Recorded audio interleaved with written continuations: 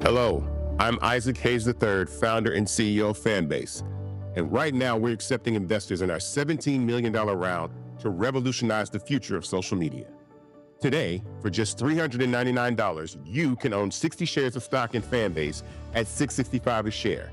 Go to startengine.com/fanbase and invest today. While the big platforms have grown too massive and disconnected from their users, Fanbase is building a platform where creators and users truly come first. We've already raised $4.8 million from everyday investors who believe in this vision, and now you can join them. This is your chance to invest in a social media tech company with over 1 million users that is disrupting media by allowing anyone to reach all of their following and monetize their content from day one. The market is changing, big platforms are failing to serve their users, and Fanbase is stepping up to fill the gap. Don't wait until it's too late. Invest now. Invest for yourself and your future. Go to startengine.com/fanbase and own the future of social media.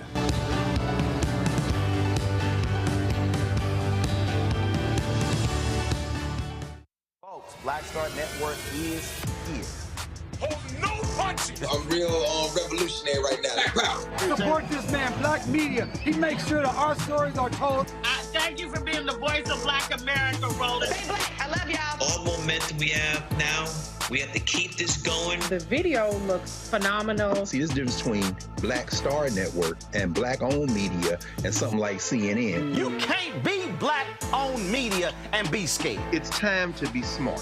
Bring your eyeballs home. You dig?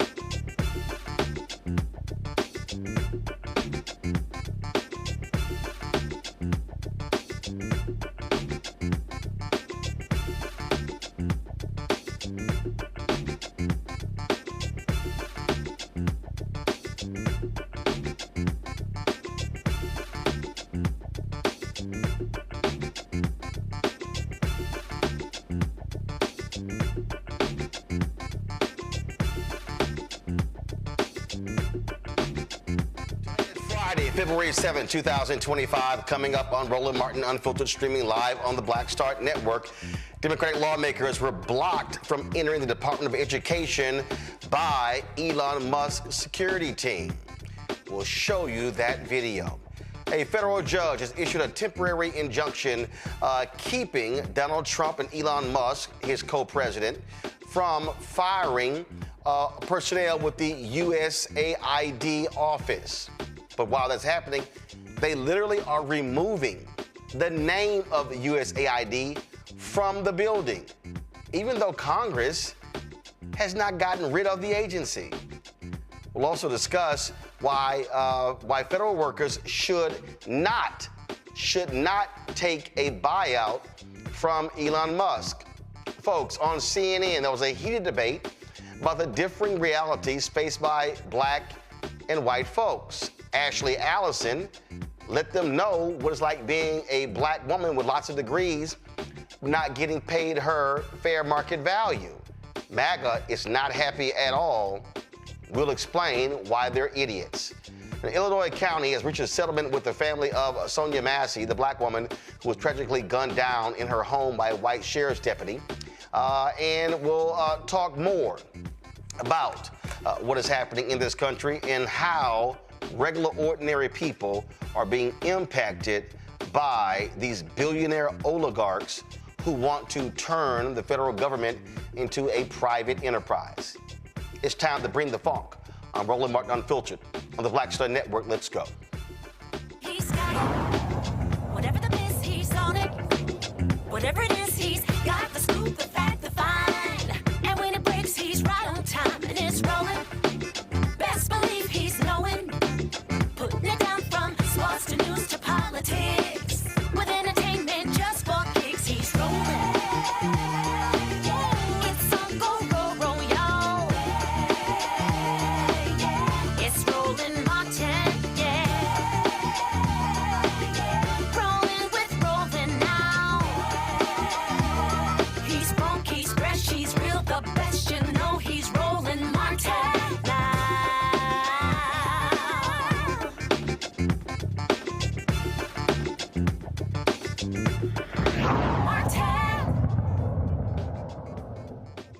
Folks, multiple members of Congress were denied, Democrats, let's be real clear, Democrats were denied entry today to the Department of Education headquarters.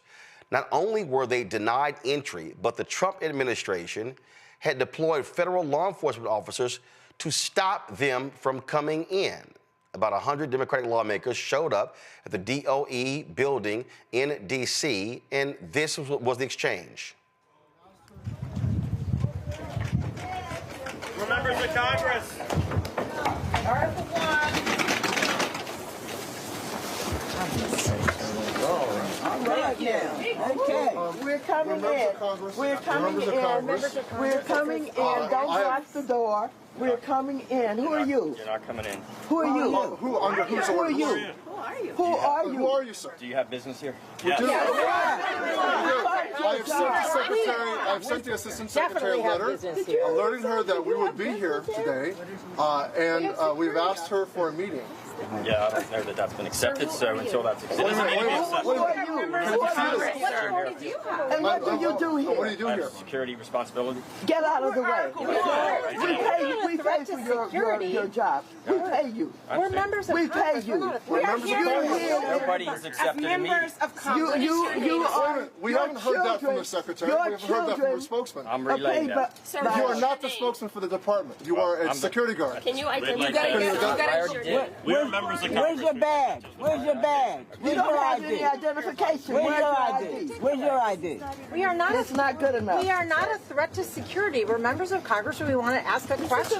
We walk into the White House without having to go through magnetometers. Can we get someone? This is an outrage. This is an outrage. I'd like to speak with someone who works here. So what are you going to do? You're going to beat us up if we go in? I mean, you're going to, we want you to move out of the way. We're not steamrolling you. Get out of the way. This says all access entry. Stand aside, sir. We're This members says of all Congress. access entry. Please stand aside, sir. I'm not standing aside. Why not? Because my role is to make sure that... What authority do you have to block members of Congress from the oversight? We all have oversight responsibilities. What by what authority can you deny members of Congress their oversight role?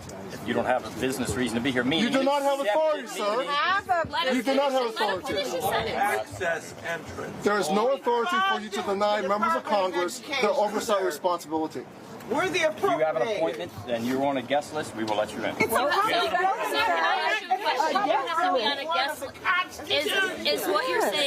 Is what you're saying? Or you have to have an escort. Let me Somebody ask come you a down to question. escort. Can I ask my question? Are you telling me today that you have to be on a guest list in order to come to the Department of Education? Either we are informed in advance if somebody's coming, or they You know were we were informed. coming. You were informed of this. 94 members of Congress. take you where you're going. Sir, 94 members of Congress signed a letter asking the acting secretary for a meeting and to answer a simple question. And she is apparently. I'm not aware of the meeting. So you have to be on a guest list to enter the Department of Education. Members of just Congress, explained we you don't have have to to be on a either guest be list. on a list in advance to have access, or if you're coming, then you have to let us know who your escort is. I don't know. That wasn't true last year. Did something change between last That's year? always been the procedure. No, it hasn't. I've walked into this building multiple times last year. I walked in. We were at least allowed to walk into that lobby, not stopped outside like this. It's no difference. I mean, you'd be stopped at the visitor's desk. We're Okay, trying let's to go. start the I'm Congress. doing that in advance. No. Why are you doing that? We're allowed to go to the We've visitor's got 100 desk. people out here. We're trying to These are save members of Congress. These are members of Congress. job. We're trying to save your job. You won't have a job if we don't help you. This is no You won't have any place to This is send a your public kids. institution. We're here speaking for a ton of kids from coast to coast that deserve a quality public education, and this department should stay open, and we want to share that Sure, the message. leadership department's working to do that. Yeah. We're not so sure. That's why we're here. That's what we want to talk to her about. Last year, we'd be able to walk in and go to that desk. I mean, the response I got right here, that doesn't sound like, Sir. it's not dangerous. I'm going to stop you right there. No. I'm going to stop you right there and put it on the record. You did not get a dangerous response She here. told me to get out of the way. You did not get a dangerous response here, so I'm not going to let you put that narrative out there. He can lie I'm all not he going to wants let to. you I'm put not that afraid he narrative out wasn't there. I'm going moving. to tell you to I'm your not face afraid that of that's a him. He can lie all We are he members wants of to. Congress, as she said. What I asked you is, do we need to be on a guest list to be in? Or somebody coming down to escort But you. there I was don't have no either. danger or threat to you. Go So get let's just somebody. make Go sure get that somebody. We are allowed to go to that desk there right was there. no danger to you. We are allowed to go to that desk right there. Go get Like I've somebody done to multiple escort us. times in the past years. Go get We're allowed somebody go to that desk. escort us in. You know this The acting building. secretary, Denise Carter. Yeah, that's who we came to Or see. Get someone. chief of There's staff. no accepted meeting. So what? I said there's not an accepted meeting. Why are you not letting us into Why that can't we desk? ask for one? I'm doing it in Why advance. can't we go in and Why ask are you for doing it in one? advance? That's not a thing. I have not seen that. Why can't we go in and ask for one? Can you send somebody from the Department of Education here who's not just a security guard? I've explained why you're not coming in. Well, are you prepared to stand here for 24 hours with us? Are you prepared to stand here all night if we decide to stay? I guess, yes. All right, well, you just stay right there. Then. You just stay and stay. Why are you letting us go to that desk like we were able to do last year? He's not a U.S. employee. This is a public institution. Elon Musk hire you? So are you not aware of members of Congress who have responsibilities on? We're trying to save your job. He's not a federal employee. Just like I'm telling you. Can I see it? Show us your badge again. Let's see. How do we know who you are? I don't know. I can't see it. Can we see your badge? I'm a federal employee. You're not showing us your badge. We're allowed to go to that visitor's desk like we have been allowed to do in past years. We are allowed to go to that visitor's Now they're desk. bringing Department of Homeland Security. They should come out. Absurd. They should come out. Yeah, let them come out. Let them come out. I know at a minimum, we have we are those allowed to too. go to that visitor's desk. We have one of those too, just like At you. a minimum. Why can't we get He does not have one of those. We have one of those. He ain't got one of those. We're members of Congress. Let us in. We'd like you to. We've always been allowed. Members of Congress. We want to have a meeting. Were you told to with deny members of Congress entrance into this building, sir? So there's no meeting. That's a good question. Were you told to Why deny did you call members the of Congress Department of into this Homeland building? Security? This is absurd. Were you told to stand here? Yeah, were you told to deny members of Congress from entering this building? There's no business purpose to be here, so that's why. But Why was it our security? Why There's no business purpose. We are members of Congress. You say that with a Many of straight us are on face. the education committee. How could you say there's no Are you making a decision for the Department of Education on your own behalf, or were you told to come out here and block members of Congress? They know that we're here. Max, ask the question again. That's important. Were you told, are you making this decision to stand in front of this door on your own behalf, on behalf of the Department of Education, or were you told to come out here and block members of Congress from going to the desk? Doing my job. So everybody's what is that? We're doing our jobs. We're trying to save your It's non-responsive. Show them your ID. Were you told to stand here, or did you decide to stand here and block members of Congress from entering the Department of Education? to federal buildings. Members of Congress. We're allowed in there. So a private security contractor Do you know who members of Congress are? members of We're all members of Congress. Maybe he doesn't understand. Do you A private understand who security members of Congress are? contractor is making the decision to block members of Congress from a public access entrance. I don't think he knows. You have the who- authority what as a Congress private is or security what we do. contractor to block members of Congress. That has been knighted and granted to you. You have to at least let us go to the desk. Yeah. Too many girls out. It's made to Oh my, look at that. Who told you to do this? Open the door. I'll see you now. So do you understand who members of Congress are? I got it, yeah. Well, who are we then? I got the job to do. You don't care. We have a job to do. We're not dangerous people. We're not, I don't know, security. There are no thieves and thugs out here. We're members of Congress. We're parents. We're teachers. Each of us. There's our ID. Right there. We were elected to do this. This is our job. This is our job. We're doing our job. You're securing this building against who? Members of Congress. Who are you The people. protecting? Against members of the people's So house this or is the represent the beginning of people. full transparency of this administration. That's right. The administration that talked about they're going to open the doors to all of these things and show the American public what is going on. They won't even open the door to this building to Go to the members of visitor Congress. desk. We are not posing any threat here. No, we are not dangerous people. We have not done anything. We're trying to request a meeting, and they have a private security contractor who on his own is making decisions on behalf of the Department of Education. So Congressman Hayes, what you're saying is they allow billionaires and his minions to come in I don't to this know who building. he is. I don't know who he is, but I know who I am. And I'm a member of Congress with oversight responsibilities trying to request a meeting, and a private security contractor is not allowing me to enter the building. They allow billionaires to go in this building, but Congressman Maxwell Frost and Congresswoman Jan Schakowsky took to social media to let the public know exactly what was happening. Here is Congresswoman Schakowsky. I'm standing in front of the Department of Education, and a group of members of Congress want to go in to discuss any plans that the president or Elon Musk may have to diminish the rights of students. What have they done? They have locked us out. And as I look inside, there are several policemen there to prevent members of Congress to go in, and a man standing in front of the door who won't even tell us who he is. This is disgusting. Congressman Maxwell Frost also live streamed exactly what was happening. Hey everybody, I'm here with multiple members of Congress. We're here to go to the Department of Education to fight for education, and they have locked the doors. They're not letting us in. It says all access entrance.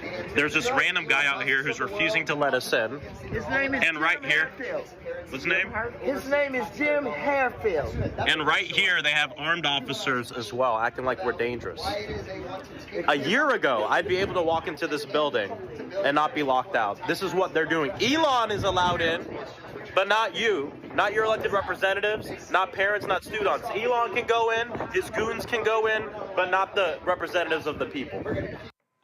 Folks, Congresswoman Summer Lee of Pennsylvania posted this. I went to the Department of Education to demand answers as Trump and Musk aim to dismantle it. Republicans never miss a chance to claim they are the defenders of children, but when it comes to making sure kids have an education that sets them up for success, they are nowhere to be found. Folks, this is happening all across Washington, D.C., but also across the country. What Donald Trump and his co-president, Elon Musk, have unleashed is a dictatorship. Literally, a coup is taking place right before us. Now, there are people out there who are on the right who say, oh, how dare you use the language of a coup. But do understand, the people who this one security guard denied entry to the place, and his name is Jim Harefield. He is the Education Department's Deputy Assistant Secretary for the Office of Facilities and Logistics. Now, here's what's crazy here. To suggest that he can prevent duly elected members of Congress from entering a federal building by saying, well, you need an escort, is utterly nonsensical.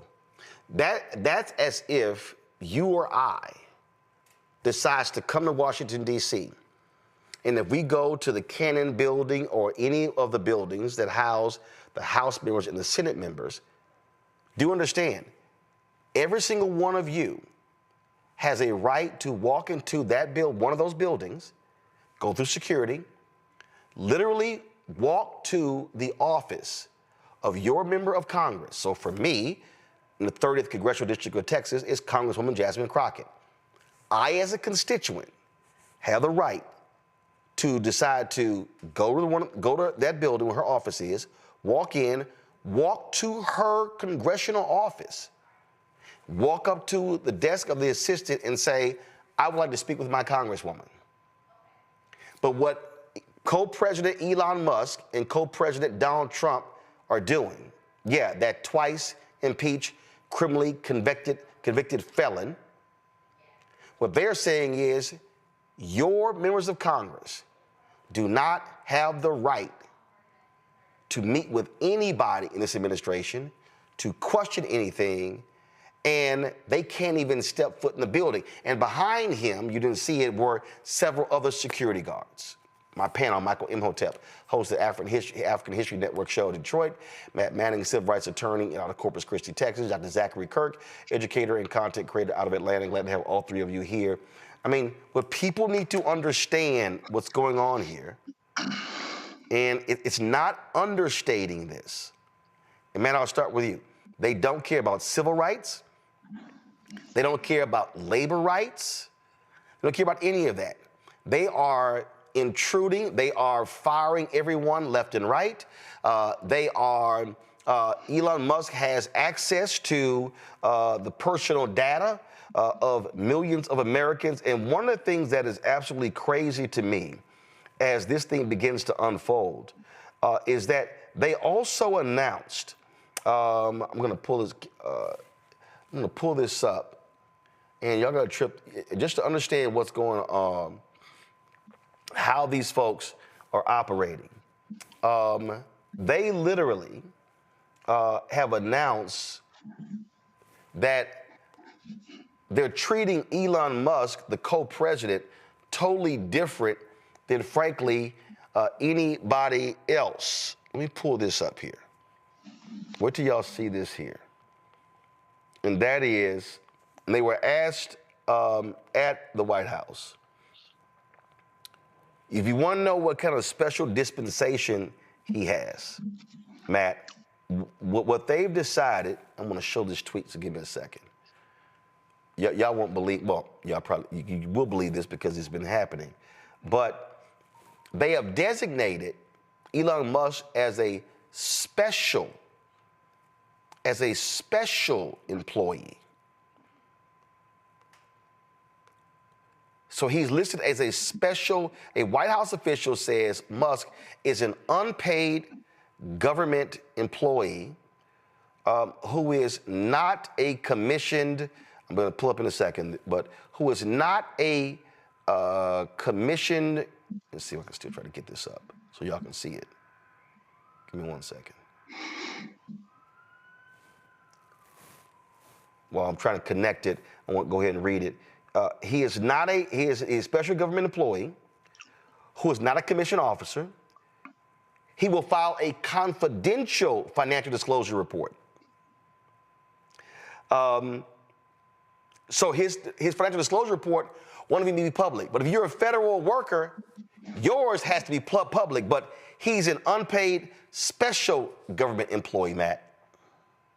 Yeah, and from what I understand, that means he's supposed to have, a certain period of time that he's allowed to do this job. I think it's 800 and some odd days is how it's customarily done. But, that's a subterfuge.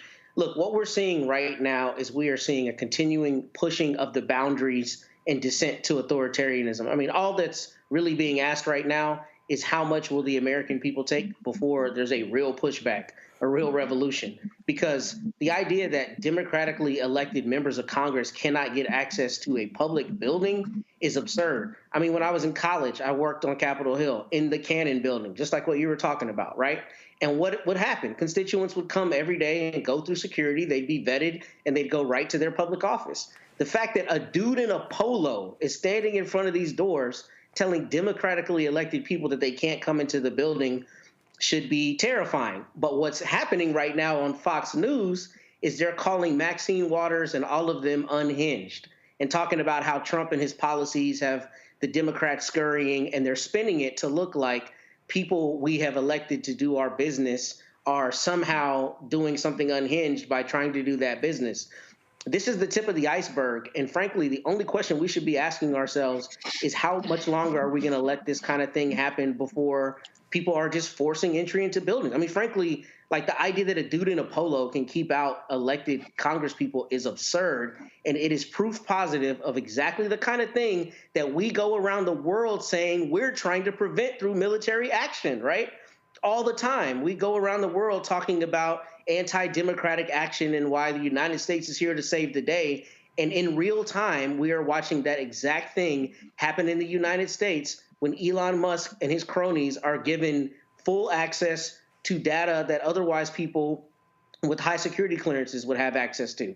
This is, I mean, it's unprecedented, but it's terrifying, frankly. And Michael, we absolutely know, we know 100% that if Democrats had blocked the doors and prevented Republicans from being able to enter any government building, Fox News, Megyn Kelly, Ben Shapiro, all of them would be going absolutely crazy 24 hours a day, 7 days a week.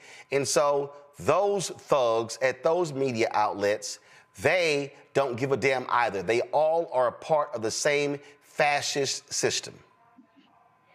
Absolutely, and that's why Donald Trump took so many people from Fox News, white nationalist TV, and put them in his administration, like Caroline Leavitt, White House press secretary, like Pete Hegseth, Secretary of Defense. But I have to, I disagree with you a little bit, Roland.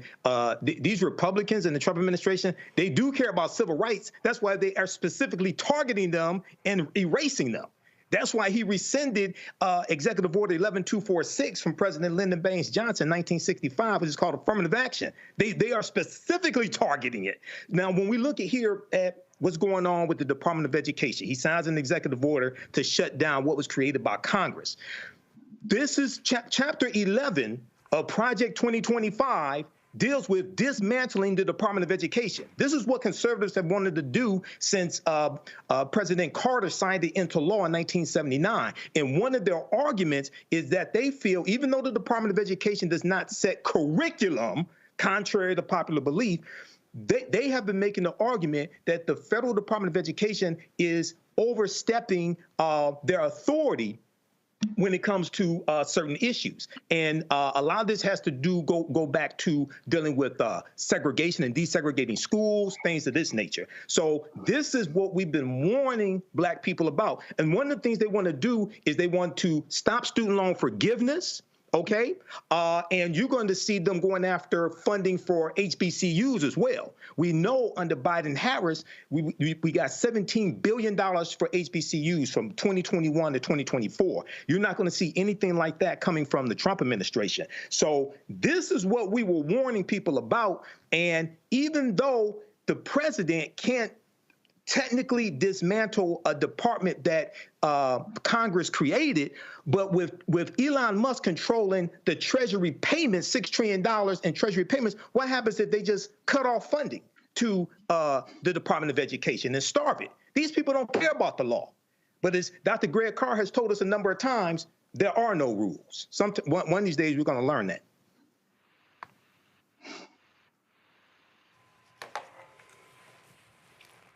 Zachary?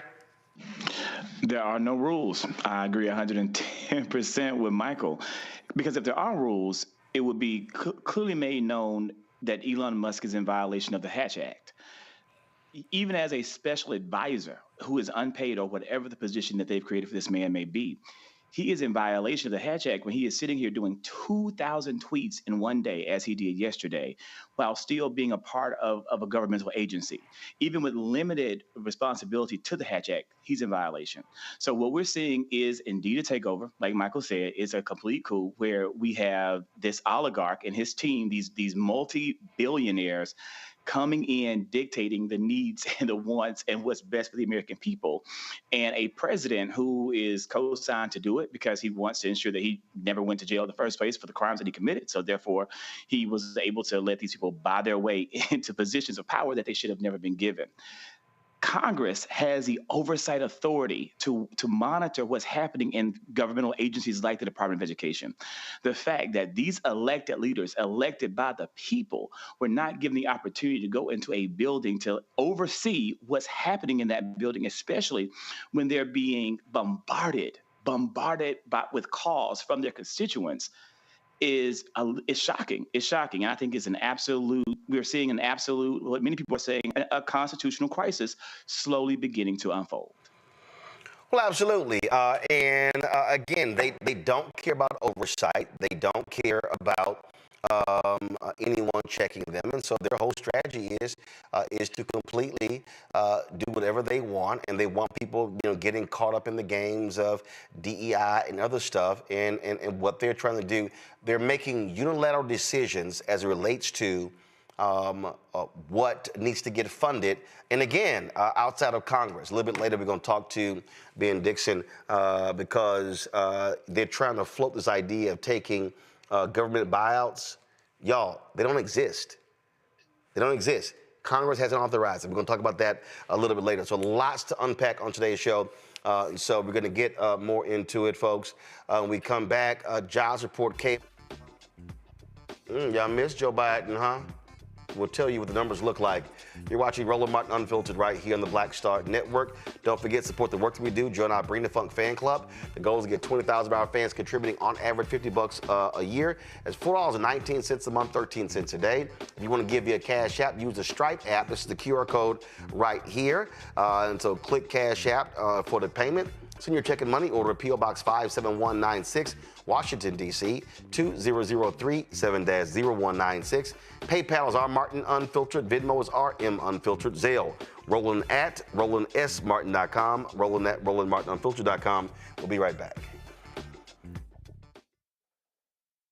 What's up, y'all? Look, Fanbase is more than a platform. It's a movement to empower creators, offering a unique opportunity for everyday people to invest in Black-owned tech, infrastructure, and help shape the future of social media.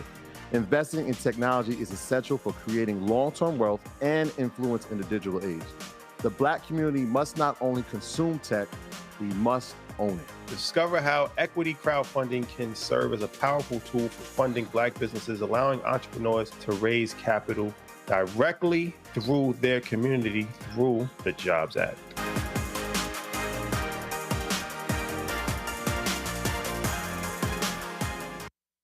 Coming soon to the Black Star Network. Well, y'all, when you're on that stage or when you're and you're seeing 2 and 3, 4 generations in the audience, that's got to speak to you about the power of what y'all have become. Oh, most definitely. I think we were doing our show before our break, and remember, I was watching this kid. I could not take my eyes off him because he was about 9 or so. He was sitting in the front row with his over on the right-hand side. Yes. I was amazed that this kid knew everything, and I was like tripping to see how many songs this kid actually knew. And he knew them all. And he knew them all. We had to go over there and bring him on stage and take a picture with him, you know, at the end of the show and stuff, because it was just that amazing. It's like, this is crazy. You know, the music travels everywhere, you know, like what Philip was saying, seeing this young kid, then you hear our songs on commercials, cold commercials. Then you have the younger ones that hear our music in animation.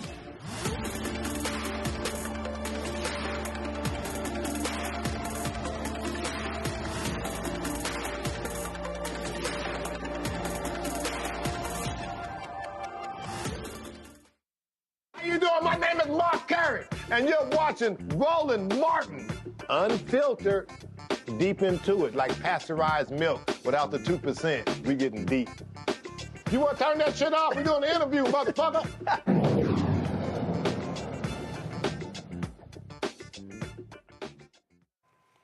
The downsizing of the U.S. Agency for International Development is currently on hold. U.S. District Judge Carl Nichols has halted the plan to reduce the workforce from more than 5,000 employees to just a few hundred. Earlier this week, about 10,000 USAID employees, excluding essential personnel, were notified that they would be placed on administrative leave starting at the end of Friday. The American Foreign Service Association, representing 1,800 foreign service officers working with USAID, and the American Federation of Government Employees filed a lawsuit against the Trump administration on Thursday. The legal action came after the administration announced that thousands of USAID employees will be placed on administrative leave beginning at 11:59 p.m. on Friday as part of a broader initiative by Donald Trump and tech billionaire co-president Elon Musk, Department of Government Efficiency, which actually doesn't even exist, not a real department, to reshape the federal government. Speaking of jobs, folks, the U.S. added 143,000 jobs in January, fewer than economists expected, while the overall employment rate inched down to 4% from 4% to 4.1%. The black unemployment rate rose to 6.2%. For black men, it jumped to 6.9%. Black women stayed at 5.4%. Morgan Harper, the Director of Policy and Advocacy at the American Economic Liberties Project, joins us from Columbus, Ohio. And Morgan, I'm sure those black men who were just trumpeting Trump, wonder what they got to say now. Well, I mean, yeah, that is the biggest jump that we saw in these numbers is black men unemployment. The other group that we saw jump was Asian Americans. You know, as I say every month, Roland, when we talk about these numbers, it's important to note that it is just a spot in time. So we have to kind of see if this ends up being a trend. But certainly it is saying something that black men were the only group to see this high of a jump among all the different populations that are being surveyed. And so what were they expecting the job number to be? Was it exceed 200,000? And so what happened? Well, you know, it's not entirely clear. I mean, yeah, so they did have to revise down some of the job numbers from the end of this past year, but it did seem like this number wasn't too far out of line from what people were expecting, and the market's kind of reacting accordingly. And so, you know, I think the conventional wisdom here was if we were seeing numbers that were suggesting job additions of under 100,000, that probably would have been cause for a lot of alarm. Or if there were more than 200,000 jobs, then that also would have felt out of whack from what people were expecting. But based on this number in the 140,000 range, it's on par with what people were expecting. We did see also wage growth, but it's certainly not a sign of the economy is amazingly strong and we have nothing to continue to watch. I think there's going to be a lot of people that are going to have to, you know, myself included, that are going to continue to follow these numbers very closely, because there's obviously a lot of uncertainty that has entered the whole economy, as well as we have a new president who is making changes to economic policy pretty much every day. And so, you know, how businesses react to that, how consumers react to that in terms of their comfort level with spending in the face of that uncertainty and just flurry of activity kind of remains to be seen. I think the other thing to note that's interesting here, and we've talked about this a bit before, is among the sectors that are driving growth, they usually are the same sectors healthcare, or at least for the past few months and a couple of years, healthcare, government jobs, and and especially calling out that government job category. Now, of course, there's lots of different levels of government, but seeing some of the early moves from the administration to also limit the federal workforce, it'll be interesting. And it's too quick for these numbers to reflect how that might be having an impact, but it'll be interesting to continue to monitor this and see how the job growth data is impacted by these types of federal policy changes that are happening at the government level there. Just curious, how did Fox News and Fox Business respond to this report? Because, under Biden-Harris, it would be, oh my God, it's alarming that it was less than expected. Are you asking me, or are you showing a clip? Yeah, no, I'm asking you. What did you see any response? No, I didn't catch that. I'm just curious to how the right wing, who lost their mind even when numbers were adjusted downward under Biden-Harris, how they operated. So I was just curious if you saw any of that. I haven't seen that, but I do think you're right that. I guess I could imagine perhaps what the coverage was there, very likely to be less critical than anything that was happening in the Biden administration. And look, I mean, I do think that it's pretty typical at the beginning of a presidential administration that, not just Fox News, but a lot of different outlets are, going to see how things develop and give it a little bit of time. There's a new, president in office elected and how that all plays out. I think it's fair to say that what we've been seeing in the first couple of weeks in this administration are pretty unprecedented, just with the flurry of activity. Take, for example, another topic that we've discussed, trade. I mean, to both impose a tariff and then also remove that tariff in the span of a week. And today, for example, deciding to remove one of those tariffs after having a meeting with the CEO of a company that is directly impacted by that tariff. This is not what we would normally expect from an economic policy team or from the president. So I'm curious here. Today's report reflects the whole month of January, correct? Mm-hmm. Okay, so which also is a part of the Trump folks as well. I mean, I just love how they're trying to spin this by trying to blame it on Biden-Harris. That to me was what I found to be hilarious. But again, that's what they do. They will never ever actually accept blame. In fact, go to my iPod. This was Fox Business. Today's jobs report reveals the Biden economy was far worse than anyone thought and underscores the necessity of President Trump's pro-growth policies. And then they claim that they have been plugging in government jobs left and right to make the numbers look better. But the reality is the growth that we saw was actually in healthcare and retail.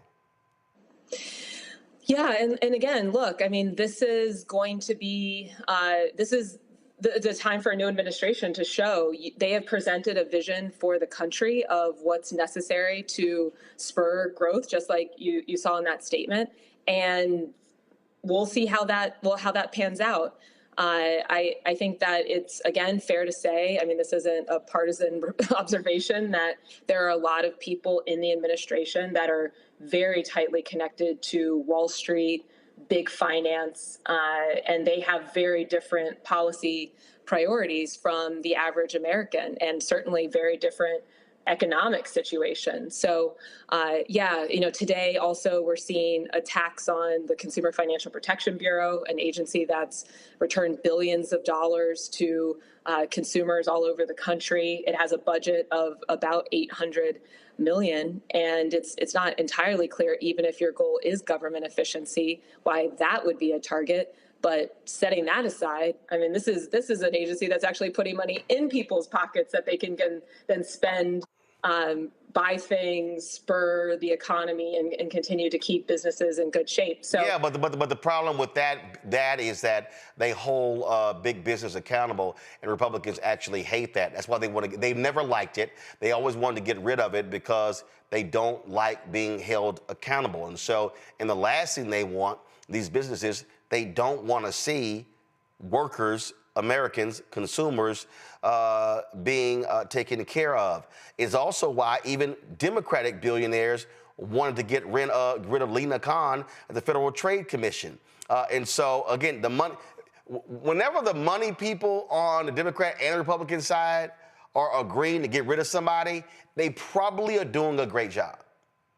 Well, and here's an interesting thing there too, Roland. I don't know if you've been seeing some of the observations from Steve Bannon, certainly one of the main leaders of MAGA movement. And he's been out there saying he doesn't agree with the big tech billionaires that seem to be running, including Elon Musk, that seem to be having not even disproportionate amount of influence. They are actually side by side in implementing the president's agenda, though not technically members of the government, and supports and thought that Lena Khan should have had more power. So yeah, it's very interesting. I think you're exactly right that we see on both sides of the aisle the corruption and the corruptive impact of money in politics and policy making. But then we're also starting to see these splinters where a lot of different types of folks are starting to call out some of this influence and actually holding some of these large businesses accountable that have been profiting enormously at the expense of the average worker, business owner, and a lot of communities. And ultimately now we're seeing the effects on democracy too. To that particular point, I want to play for you. I'd never ever play anything from Steve Bannon, but I want to play for you so people can understand what you were just talking about. Listen to this here. Neo-Brandesian when it comes to the Justice Department and antitrust. I think Lena Khan should have been given more power, should have been able to do more things. I think there's obviously a big problem. I think a big problem in Silicon Valley with, these are monopolistic powers that have gone from kind of market control and profits to really digital platforms and rent seekers. And so I'm a huge believer in that. Also a believer on taxes. The taxes are going to have, unless we can close the... Now he's saying that, so what he's laying out there, because he says that he's a true populist as opposed to conservative, Republican, and what's happening is these tech folk, what they're really doing is they are desperately trying to turn the federal government into private, like a privately run company. And so when you listen to their language, when you listen to them lay out things that need to be done, this is the concern. And so, and what they're trying to do is in many ways different from even what some Wall Street folks do. And so it's very interesting when you listen to it. And I received give me 1 second, I'm gonna pull it up. As a matter of fact, I'm gonna send this to you, Morgan, because I think you're gonna really enjoy this. There was a document that I received that sort of explained this, that I thought was really, really interesting and compelling. Give me 1 second. So I can't airdrop when I'm connected to the Roku, but now I'm, let's see here. Let's see, where is it? Let me see the document. And so give me 1 second. Almost there. So this is what I'm seeing is that what we're seeing is what is called a private takeover of government. And it says the report outlines a troubling shift happening in the U.S. government where Elon Musk and his allies are consolidating power over critical federal agencies and infrastructure. What started as an effort to make government more efficient has turned into something bigger, much bigger, a private takeover of key government functions. And so it lays out, what's going on. But this is the key right here. Unvetted, inexperienced hires under 25 years old have been given control over key government functions through DOGE. Many of them come from Silicon Valley neo-reactionary movement, a radical ideology that opposes democracy and supports a tech CEO-run government. We're going to hear a lot more about that neo-reactionary movement. And that's really, I think, what jumps out here that we have to be paying attention to.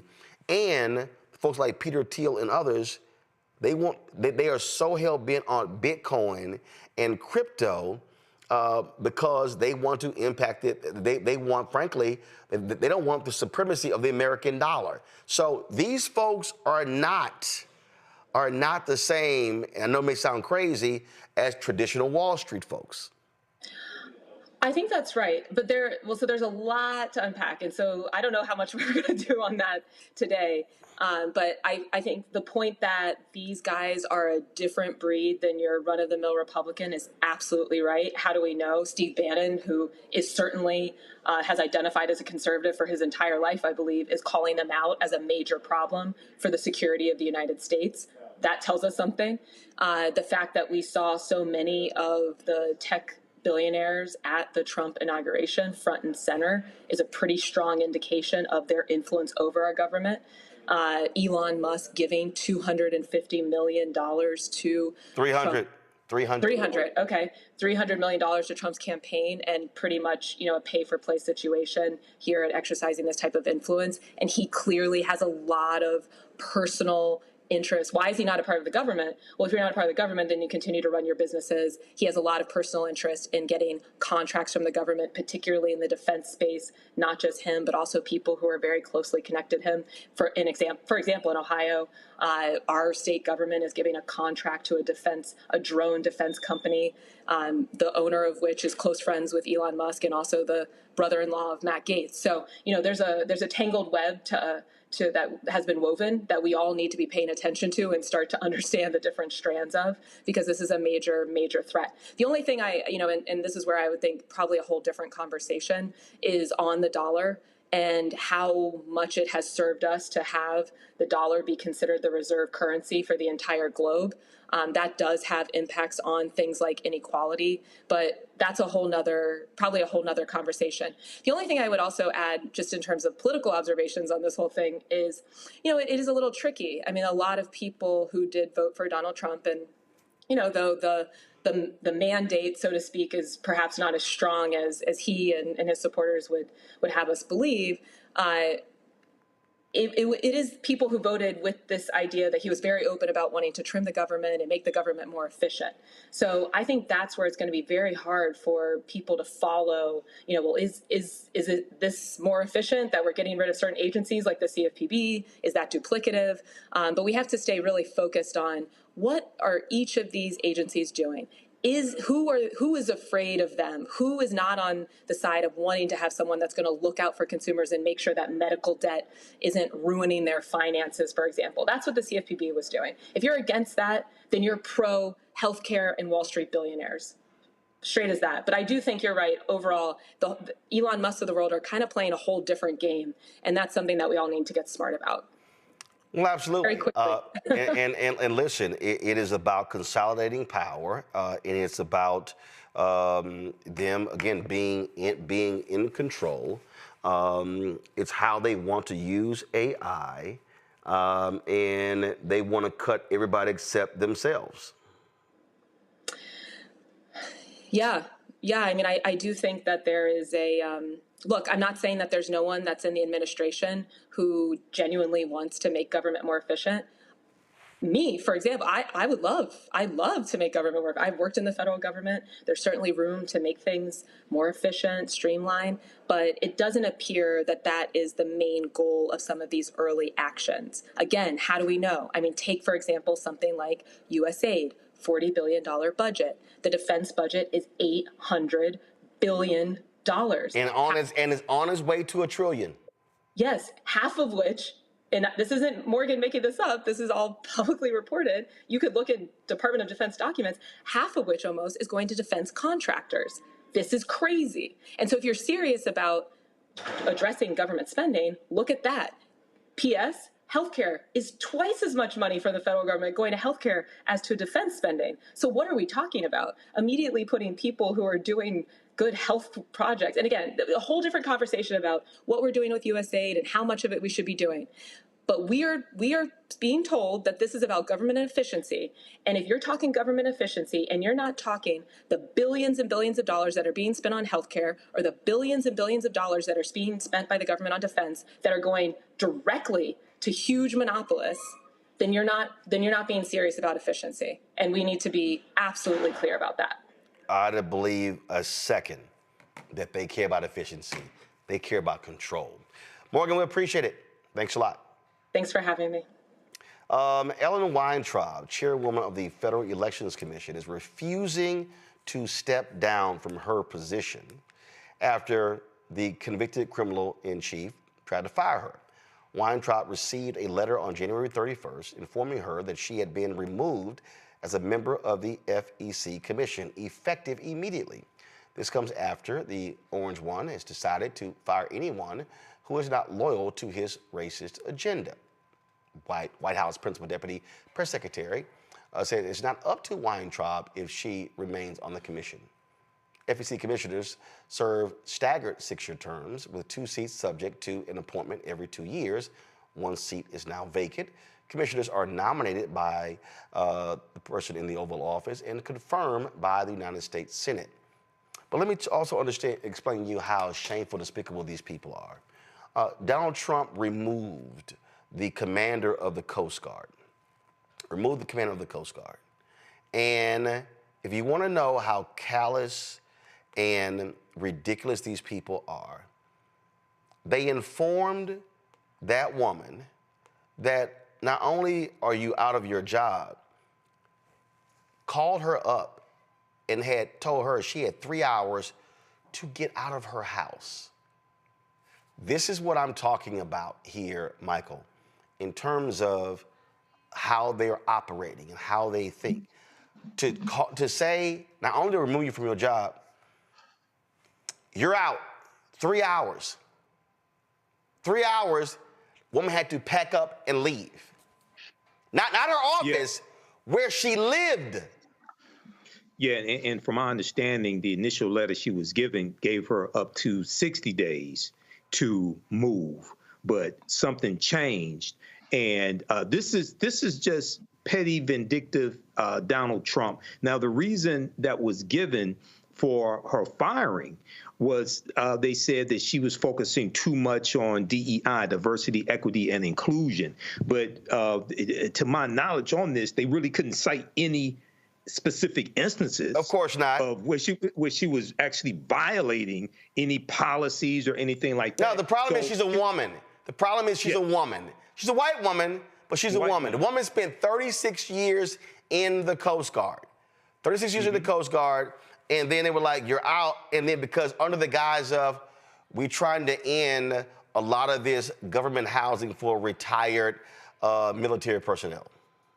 But it's important for people to understand when you look at the changes that are taking place, the executive orders and different things like this, policy changes, you see a commonality of them using DEI to wipe out policies, to revoke executive orders, to shut down government entities, departments.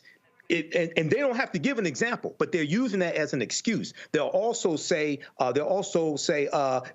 something promotes Marxist theology or Marxist ideology, and then they'll say the Green New Deal. Okay, but they use DEI across the board, and all this is laid out in Project 2025. This is one of the things that they explain. So go ahead. No. So I mean, this is why. This 2024 presidential election, the stakes were higher than ever. Okay, so this is going to get worse. This is the fight of our lifetimes. But Zachary, I dare say, I'm gonna play this soundbite. This is what they did not like. Listen. We currently have nearly 40% women enrolled at the Coast Guard Academy. I'm really excited about the talent and the diversity that I see coming through the academy. My daughter is in the Coast Guard as a lieutenant, and there is just nothing but opportunity for her and all of the men and women that have joined the service. I'm really excited about the future as we look. Zachary, here's the reality. They want white heterosexual men. That's what they want, white, heterosexual, Christian men. They want white, heterosexual, Christian, right-wing men. who are also undereducated. That's what they want serving, and they want to ensure that all of the opportunities given to Americans through the military benefit that group of people. I agree 100%. And that's what you're seeing reflected in the policies that are being pushed by this president and the rhetoric, the very dangerous rhetoric, as Michael said, that he's using.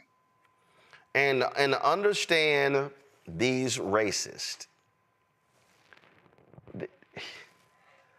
Give me 1 second. Remember earlier in the week, we told when Trump all of a sudden began to attack South Africa. Mm-hmm. Okay. Give me 1 second. Pull up the breaking news banner.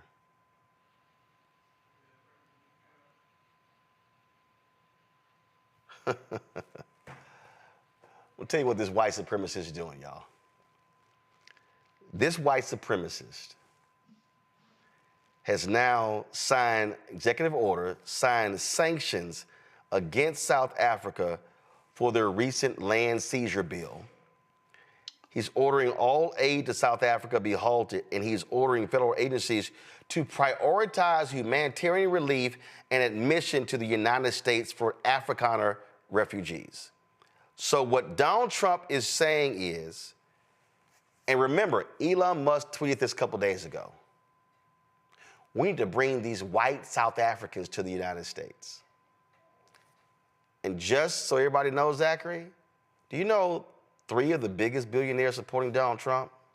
Elon Musk, Peter Thiel, David Sachs, all 3 white children of apartheid.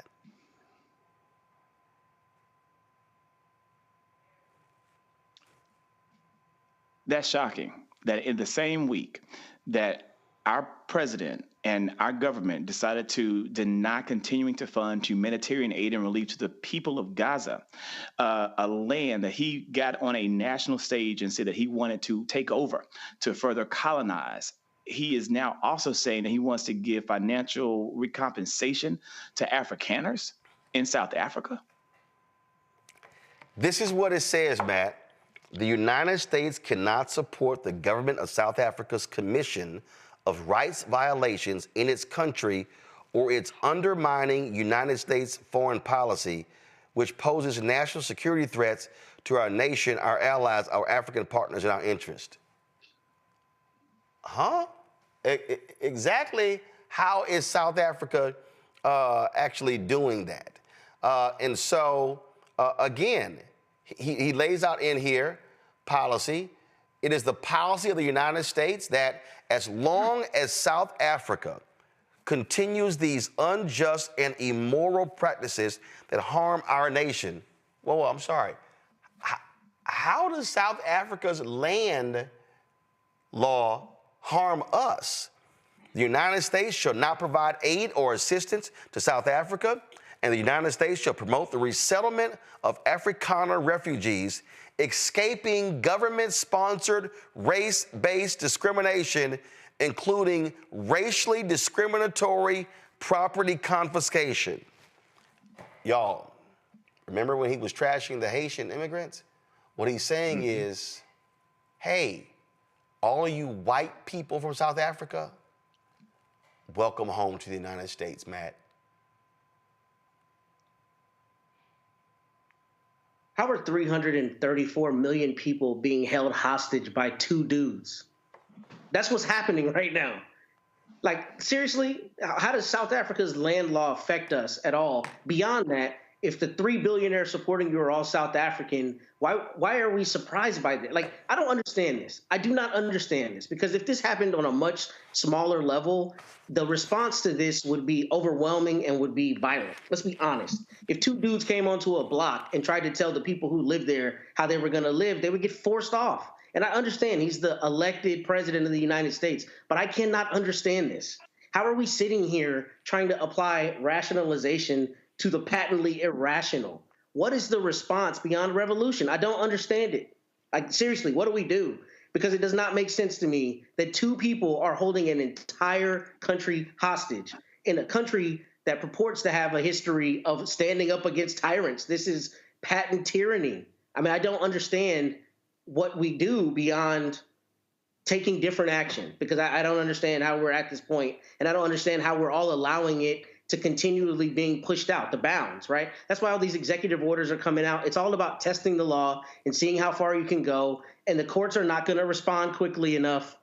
I don't understand like how this is happening and how we're watching it happen in real time and we're not responding differently. First of all, it's happening, and this is for all of you folks, FBA, B1 or not, who sat here and said, oh, y'all are shills, y'all are all in the pocket of the Democrats, y'all are all covering up. And so, oh, he's going to make America great again. And so what happens? Casey loses in Pennsylvania. Sherrod Brown loses in Ohio. Okay? That's 2 seats right there. Then you have the other losses. So the Democrats lost the Senate. You had you had political gerrymandering in North Carolina. Those 3 seats in North Carolina, that's how Republicans have the majority in the House. And so you have no lever of government that can actually hold them accountable. Because the Republicans, they ain't saying nothing. And they're not going to say anything. No, they're encouraging it. Yes, they're not going to say a word. Yeah, and many of them are cowards. Many of them are afraid of Donald Trump. They're afraid of the 1,500 domestic terrorists that Donald Trump gave a pardon to and released. But let me just tie a few threads together. This makes perfect sense. The reason why, if you go back, I think it was 2018 when Donald Trump was president before. He wanted white folks to come in. He said, why are we having people come from S-hole countries like Haiti and things like this? He said, why can't we have more people come from countries like Norway? Okay, he wanted to increase the numbers of white immigrants coming to this country. He talked about in October 2024, I think it was, he put out a video. This is leading up to the November election. He put out a video saying that he would give reparations in this country to white people that were harmed when it came to discriminatory practices in the United States. Okay. When he was president before, he accused South Africa of taking land from the white South Afrikaners. At the same time, this is the same accusation he's making against Cyril Ramaphosa, the president of South Africa. He just made that accusation a few days ago, and Ramaphosa said we're not doing that. So he doesn't need evidence. He just puts the lie out and then puts this out. And after they cut USAID, after they shut down USAID, okay, and for those who say we shouldn't give humanitarian aid to other countries, that's less than 1% of federal spending. Okay, that's only about $40 billion. Federal spending, annual federal spending is $6 trillion for those that don't understand math. USAID was instrumental in dismantling apartheid in South Africa. Now you got this white supremacist, at one point, illegal immigrant, according to his brother, Elon Musk.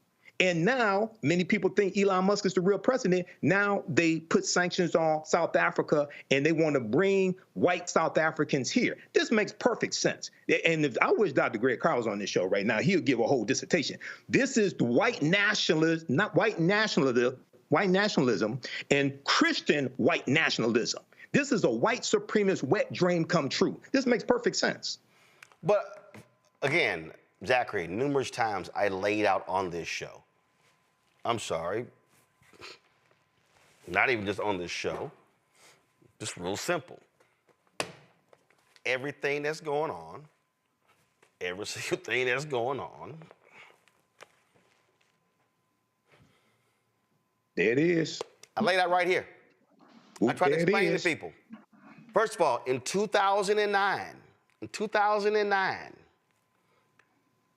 when I was waiting to go on CNN with John Avlon, I laid out in the book, John and I were talking, and I said, John, I want you to understand something.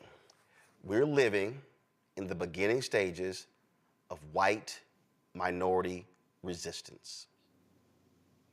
He was like, the same John Avlon who's now in Congress. He's like, Roland, what do you mean? I said, well, white America, even though they represent a majority of the country, at that time, I think the number was 63, 67, I forgot what it was. I said to him, I said, they are about to lose their minds. I said, they are about to show their true colors.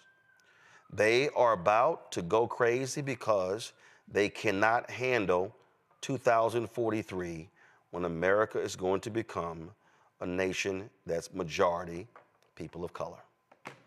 And I said, you are about to see the reaction. For the last 16 years, that's what we've seen. Great replacement theory. Elon Musk is constantly tweeting about birthing rates and how America has low birth rates and how white European countries, they're not having enough children because they're freaking out that it's too many black people and Latinos. We can't have this. Germany, exact same thing. Angry with African immigrants. But Germany is losing population. Italy, losing population. These Western nations, and folks, there's a direct correlation to them swinging to the right wing in the face of this because they're trying to protect whiteness. And when Donald Trump last time called African nations shithole countries, and when he kept attacking Haitians and nations of, and actually said, oh, I forgot, was it Denmark or something? Can't we get people from like Denmark or whatever, one of those really white countries, Finland or whatever? No way. That's what he said. That's what he said. So this, oh, the Afrikaners, oh my God, they're facing so much discrimination, despite the fact that they got the land because of discrimination against the overwhelmingly black country. Mm-hmm. This executive order by Donald Trump is about protecting whiteness. Go to it. It's about protecting whiteness. And the person who, y'all know that boy, I don't know nothing about this. The person who is driving this is the child of apartheid. The man who became of age in the racist apartheid system in South Africa, Elon Musk. And what federal agency played a huge role in ending the racist apartheid system in South Africa? USAID. Y'all, we told y'all about this. We told y'all what these white supremacists were trying to do. We kept saying it, but way too many folk, nah, we gonna pick the couch. Nah, we gonna sit this one out. We gonna teach y'all a lesson. Really? Really? It's actually happening, folks. White supremacists and white nationalists are in control of the government. And do understand, did we tell y'all the other day, with regards to one of Elon Musk's tech guys who was fired because of racist tweets? Mm-hmm. Did y'all see what happened today? Did y'all see? Did y'all see where Donald Trump? Did y'all see where his Vice President, J.D. Vance? Did y'all see what happened? J.D. Vance came out with tweets saying, you know what? I really think he needs to be rehired. I just think that, you know what? This is the Mediaite story. J.D. Vance angrily defends call for Doge to rehire racist troll who called to normalize Indian hate. And he just made a mistake. he just made a mistake. You know, it's just, you know, he goes, here's my view. I obviously disagree with some of Ella's posts, but I don't think stupid social media activity should ruin a kid's life. We shouldn't reward y'all listen to this. We shouldn't reward journalists who try to destroy people. Y'all, the Wall Street Journal reporter dug up the tweets. So he's now putting it on the reporter. We shouldn't reward journalists who try to destroy people ever. So I say bring him back. If he's a bad dude or a terrible member of the team, fire him for that. Roland responded to that. And then Elon got in on it. It was like, you know what? Yeah, good idea. Yeah, you're right. Guys, they want the racist working for them. And remember, the other racist we told you about, that guy Beatty, remember the one who posted he had the tweet as recent as October 2024. First of all, this is what that racist posted on January 6, 2021. He was fired in the first time Trump was there. He posted this on January 21st. He said that Tim Scott, Ibram Kendi, Black Lives Matter, and K. Cole James of the Heritage Foundation all should need to learn their place and take a knee to MAGA. All black people. 2 of them prominent black Republicans. That's literally what this racist posted. Then this is what this same racist posted on October 4th, 2024. Competent white men must be in charge if you want things to work. Unfortunately, our entire national ideology is predicated on coddling the feelings of women and minorities and demoralizing competent white men. Y'all, that was 3 months ago. And have the Republicans said anything? No, because they welcome these racists in the administration. They welcome them. And you know what I did? I actually sent a tweet to Pastor Darrell Scott because he was constantly sitting here, trying to call other folks out. And so I literally sent him and I said, well, are you going to say anything? And no, I want y'all to, come on, right now, go to my iPad. Look right here. I have personally texted him my response. Do you see anything? Do you see anything from Pastor Darrell Scott condemning the hiring of racist white people in the administration? Not a word. Now, he called out Charlie Kirk for his attacks on the Civil Rights Act and MLK. I applaud him for that. But now that Trump is there, his boy, who he can call on the phone, he ain't saying a word. They want the racist in the administration. This is their agenda. Going to a break. When we come back, if you're a federal worker, do not take a buyout. It is a trap. We'll explain next on the Roland Martin Unfiltered on the Black Star Network. What's up, y'all? Look, Fanbase is more than a platform. It's a movement to empower creators, offering a unique opportunity for everyday people to invest in Black-owned tech, infrastructure, and help shape the future of social media. Investing in technology is essential for creating long-term wealth and influence in the digital age. The Black community must not only consume tech, we must own it. Discover how equity crowdfunding can serve as a powerful tool for funding Black businesses, allowing entrepreneurs to raise capital directly through their community through the Jobs Act.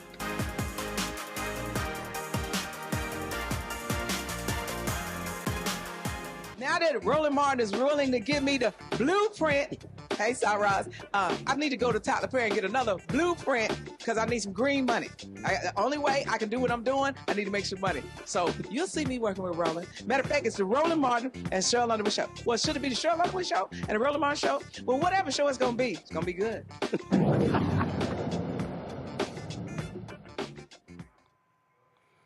Folks, millions of federal workers are deciding whether to accept or reject the buyout offer that Elon Musk has presented to them. Critics say the offer is a bad deal because the criminal-in-chief, Donald Trump, is not authorized to make that kind of deal. Remember, Congress must approve something like that. Ben Dixon is a pastor, political commentator, author of God is Not a Republican, joining me now from Atlanta. Ben, this is real simple. So y'all have this campaign that y'all are focused on, pull the graphic up, Ben's graphic, y'all. No, that's the book. So we were late showing the book, y'all. Show me the graphic. They're promoting, they're circulating for people not to actually sign this. Do y'all have it?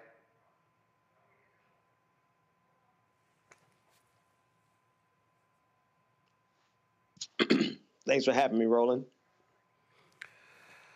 All right.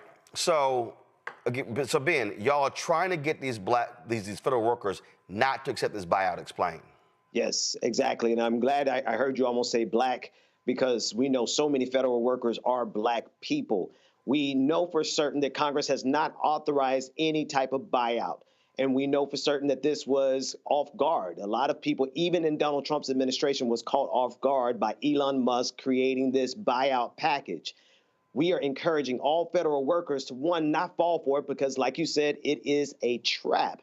But number two, they are the front line holding the line against MAGA. We need them to stay in their jobs, in their positions, and make sure that they hold the line. Do not take the buyout from MAGA.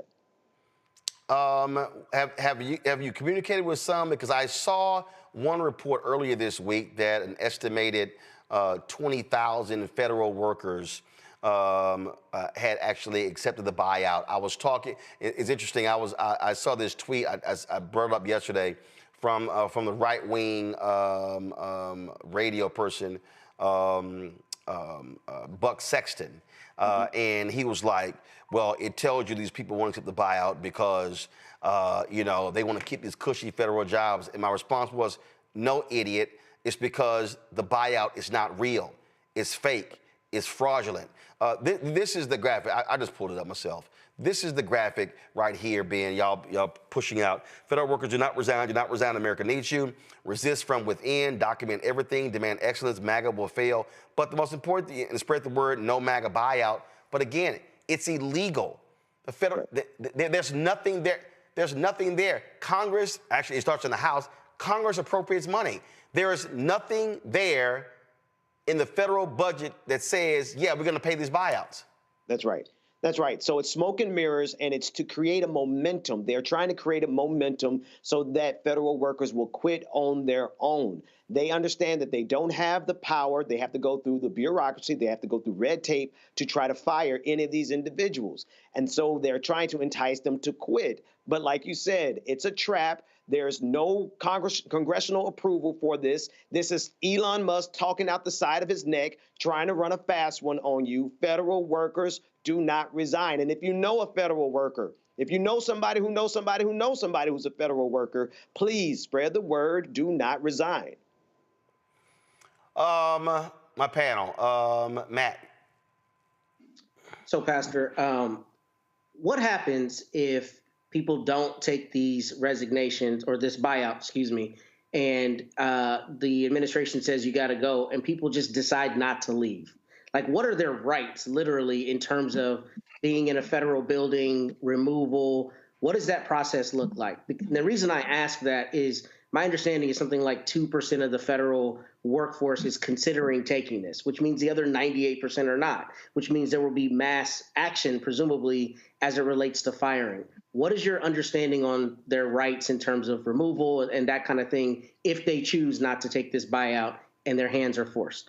Well, thankfully, many federal workers are unionized, and many of the unions are speaking out right now, letting it be known that they are collectively denying and refusing to even consider this buyout. And so their first line of defense will be their unions, their union attorneys, those individuals who know how to file a wrongful termination suit. That's their next line of defense, to make sure you have your lawyers as much as you can get them, if you have them, to represent you immediately if you're fired. But while you're there, most importantly, we need you to document everything, because we expect a functioning government with MAGA just like we did underneath Joe Biden. And so federal workers can document the incompetence that we know comes with MAGA.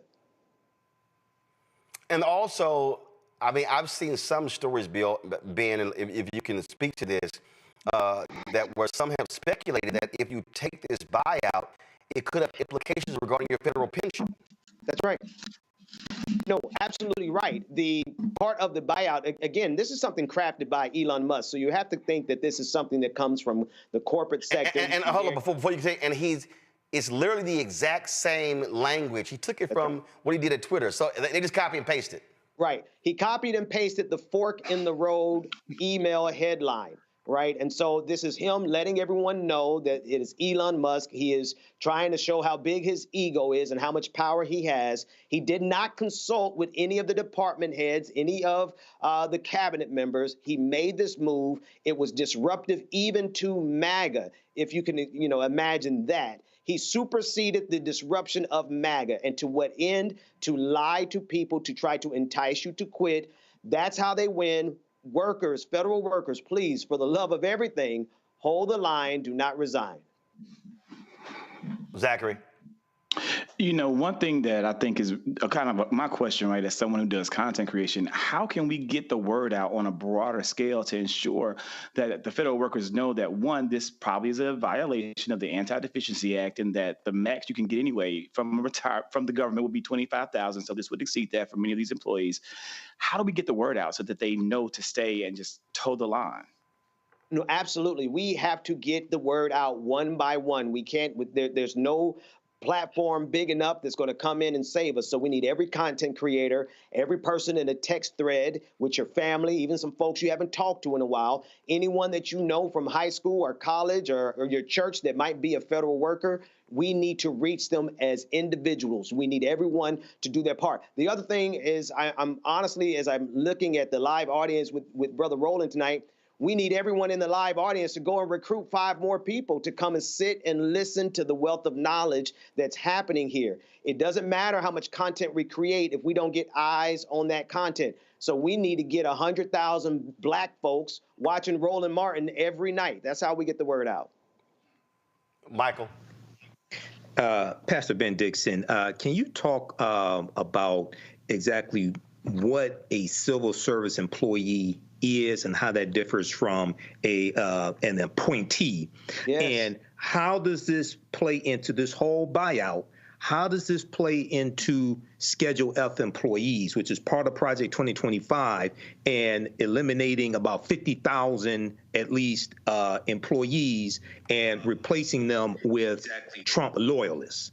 Absolutely. Thank you so much for that very important question, because civil employees, civil workers are actually advanced based on merit, test taking, qualifying, expertise, they go through the mill. Any federal worker would tell you they worked and gave their life, everything they could to get to the position that they are in, versus MAGA, a bunch of incompetent, cave-dwelling troglodytes who don't believe in science, who don't believe in truth. They don't believe in anything but servitude to Donald Trump.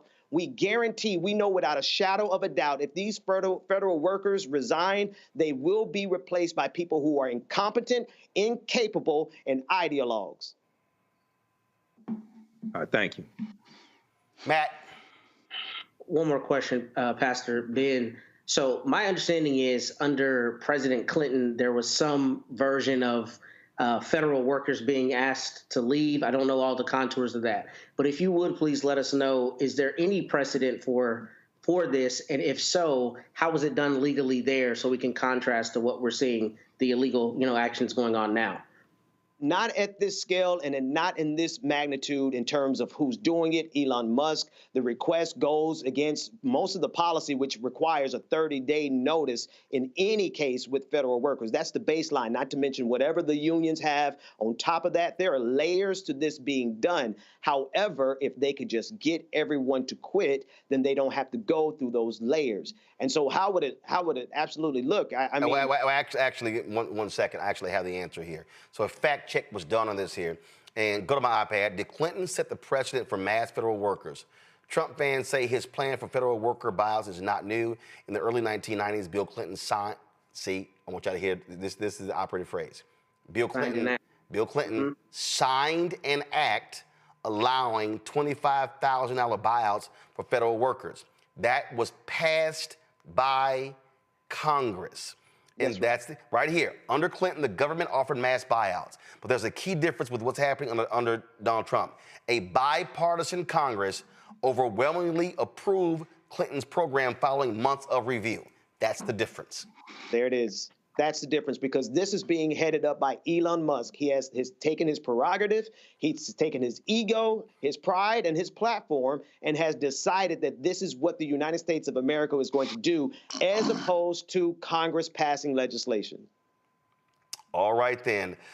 Again, folks, we want you to, is the graphic on all your pages, and I'll put on my Instagram page? Yes, it's across all of social media at this point. We need just everyone to get this image, send it to people in real life that you know, call, text them. Federal workers do not resign. Absolutely, because again, if you voluntarily take the buyout, you're also putting in jeopardy your legal status.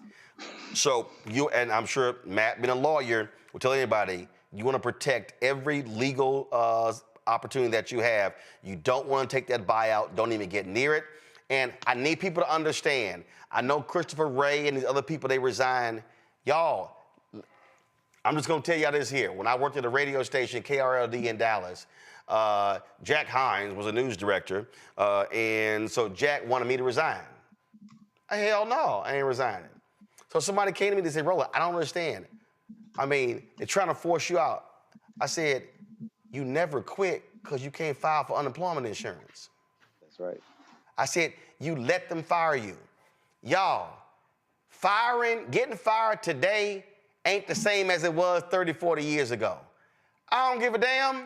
Let them fire you. That's right. Then you have a better legal standing. Then the unions can file lawsuits on your behalf. What you don't do, you don't voluntarily quit. That's right. You don't do it. So much. All right, Ben, I appreciate it. Thanks a lot. Thank you, man. Thank you. Going to a break, we come back. Y'all, they lost their minds on CNN when a sister talked about being the lowest paid despite all her degrees. Now MAGA's coming after Ashley Allison. Y'all know I got to educate these fools on the reality of systemic racism. That's next on Roland Martin Unfiltered on the Black Star Network. Don't forget, support our work. Join our Bring the Funk fan club. You want to contribute via Cash App. This is the QR code for Stripe. To do so, if you're listening, go to theblackstarnetwork.com. Folks, you can also see your check and money order. P.O. Box 57196, Washington, D.C. 2003 7-0196. PayPal is R Martin Unfiltered. Venmo is RM Unfiltered. Zelle, Roland at RolandSMartin.com. Roland at RolandMartinUnfiltered.com. We'll be right back. Hello, I'm Isaac Hayes III, founder and CEO of Fanbase. And right now, we're accepting investors in our $17 million round to revolutionize the future of social media. Today, for just $399, you can own 60 shares of stock in Fanbase at $665 a share. Go to startengine.com/fanbase and invest today. While the big platforms have grown too massive and disconnected from their users, Fanbase is building a platform where creators and users truly come first. We've already raised $4.8 million from everyday investors who believe in this vision, and now you can join them. This is your chance to invest in a social media tech company with over 1 million users that is disrupting media by allowing anyone to reach all of their following and monetize their content from day one. The market is changing, big platforms are failing to serve their users, and Fanbase is stepping up to fill the gap. Don't wait until it's too late. Invest now. Invest for yourself and your future. Go to startengine.com/fanbase and own the future of social media.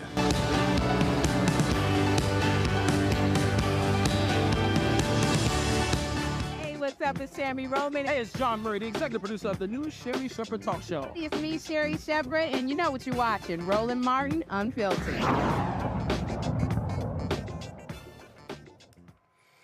So on CNN, they had a hot conversation dealing with the issue of DEI, other thoughts, and Ashley Allison, who was a commentator on the network, you know what? She went back and forth with him, talking about her experience in the workplace.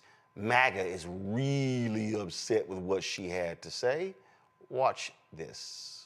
People that they like to be around. Do you think they like to hire the also best people for the job? But I also think around the idea of diversity. No, Donald Trump hired all of his friends. But I want to go back to people that are in his cabinet right now. You know, because you are a smart man. I know you know this. Why don't you understand how political appointments work? I don't understand. It's not about, but this is, can we just go beyond, can we just go beyond the cabinet? Because, yes, the president gets to pick whoever he wants, and the Senate is now for the Republicans, and I would have hoped that some of them would have had more profiles and courage, but they didn't, and they actually put people in that I do believe in your party you have more qualified people who could be in that cabinet.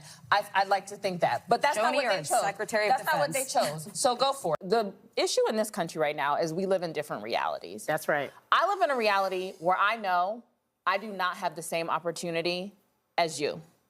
I know I don't. And you know and that I know too. what, Scott? I got it. And you know that. Let me just tell you about me. I'm gonna let you finish, but I want to answer this. I'm not talking about how you feel. I'm talking about how I feel. Me, a black woman in this country. But not in this city. And I will run. And if you want me to, I'm a New Yorker, not in this city. You cannot say that. You can't say that in this city. I'm not talking about New York. I'm talking about actually right here. I got a law degree, a master's, and 2 bachelors. Probably more education than all of y'all added up together at this table, right? Fine by me. And I have always been the least paid person on payroll at every institution I have worked in. And it's not because... Even in the White House? Even in the White House. Well, whose fault is that? I don't think you worked for George W. or Trump. Well, guess what happened when I was there? DEI.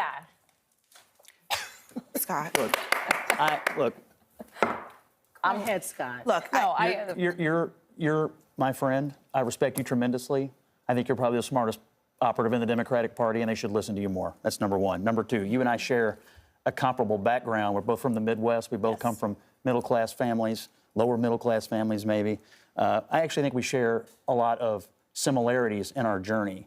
But I think you made it, and you are the most respected voice often at every room or every table you're in, not because of anything other than your talent and your work ethic. And that's all anybody ever is asking for, is for people with talent and work ethic to make it. And that's what I see in you. That's how I see you. But let me tell you something about my story and my family's story, is that we have faced discrimination. I have faced discrimination. I just said I was the least paid person, even in this moment sometimes, to my counterparts. It is just the reality of the country we live in. And I'm not saying, I do believe I'm qualified. I know I'm qualified. You won't ever tell me I'm not qualified. But the system that I live in doesn't matter about my qualifications. All right. See right there. And that's the key. See, you heard Scott. Oh, my God, you're great. You're wonderful. I think you're so talented. It's about hard work and your knowledge. She's like, dumbass, you didn't hear what I said. I'm talking about the money. I'm talking about being grossly underpaid. See, this is what the right wing does. And see, remember, Pence and Trump last time, systemic racism. I don't believe in it. They want to deny it. It reminds me when I was on Patrick Bet-David's podcast.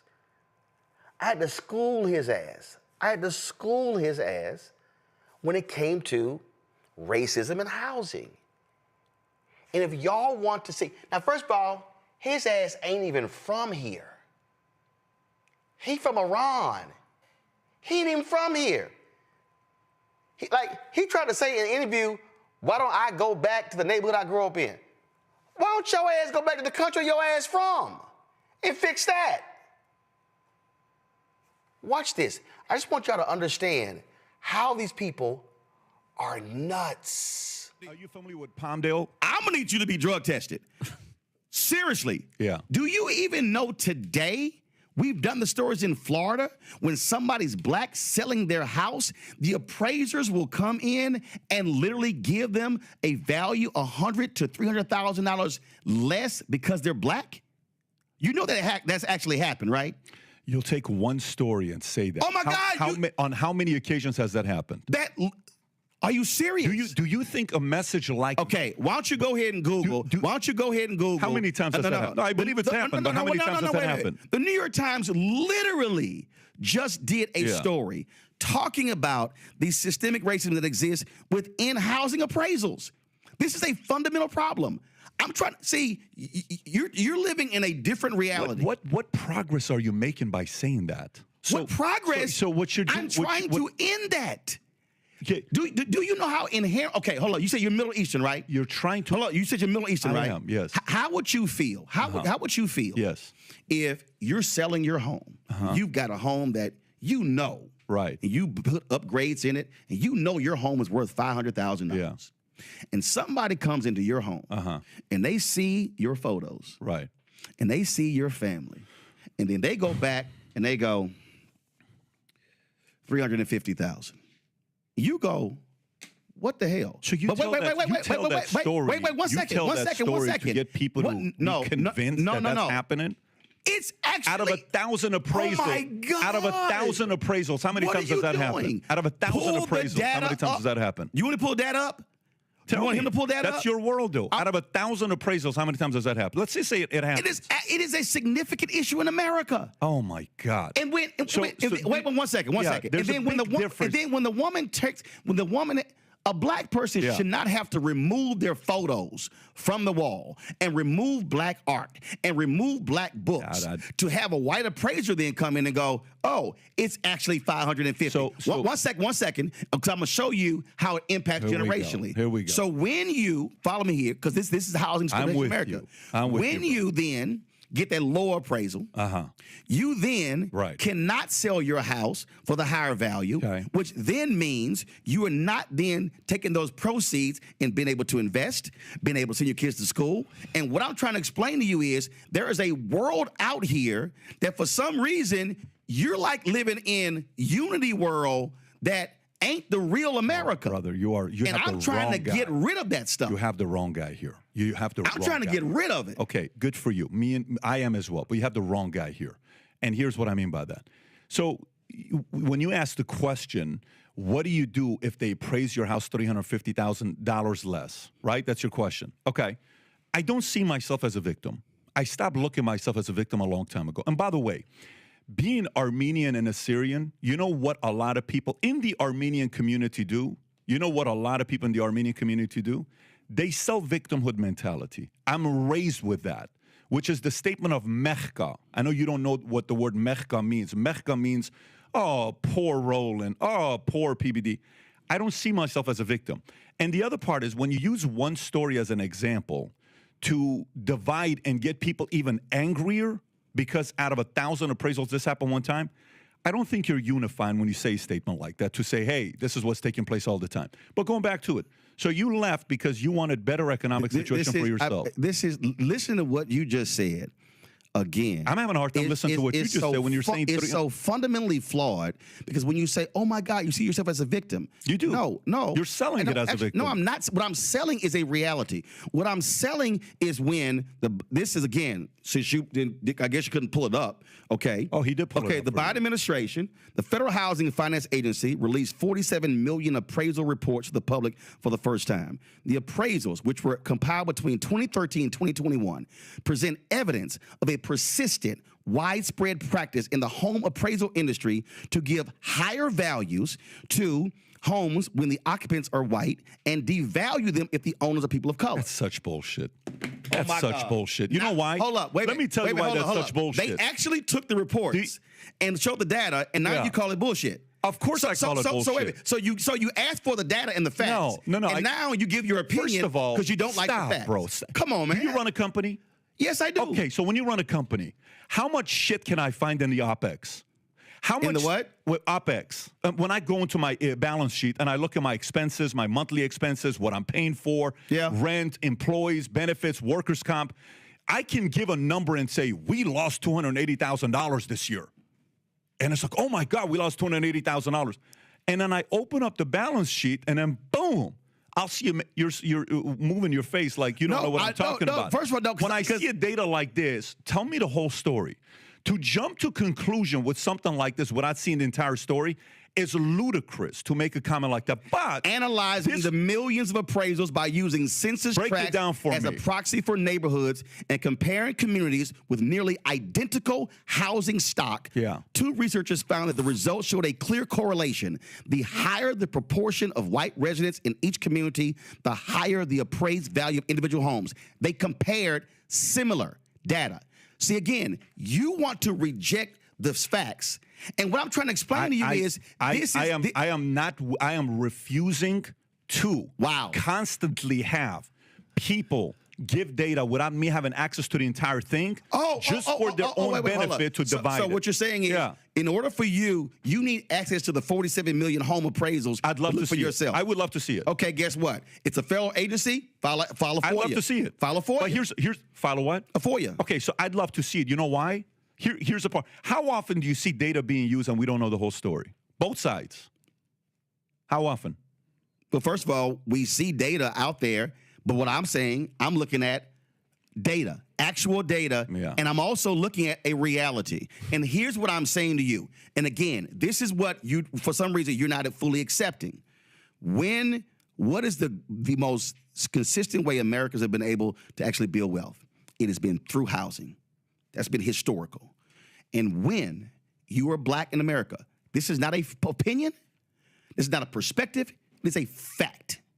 What we have seen is when you have been unable to enter the housing industry, meaning covenants saying you can't sell to black people, then when you actually buy a home and they've been grossly undervalued, that then limits you from being able to sell your home at a higher value and now take the profits and then create a business and then be able to send your kids to college. And what I'm saying to you is when that has been persistent, when you look at the appraisals, one, when you look at inability where you're buying a house, two, all of a sudden now you see a clear way how African Americans have been impacted, not historically, but still in present day. And what I'm saying to you is, whether you are Democrat or Republican, I want that to change because what I want you've had 53 years.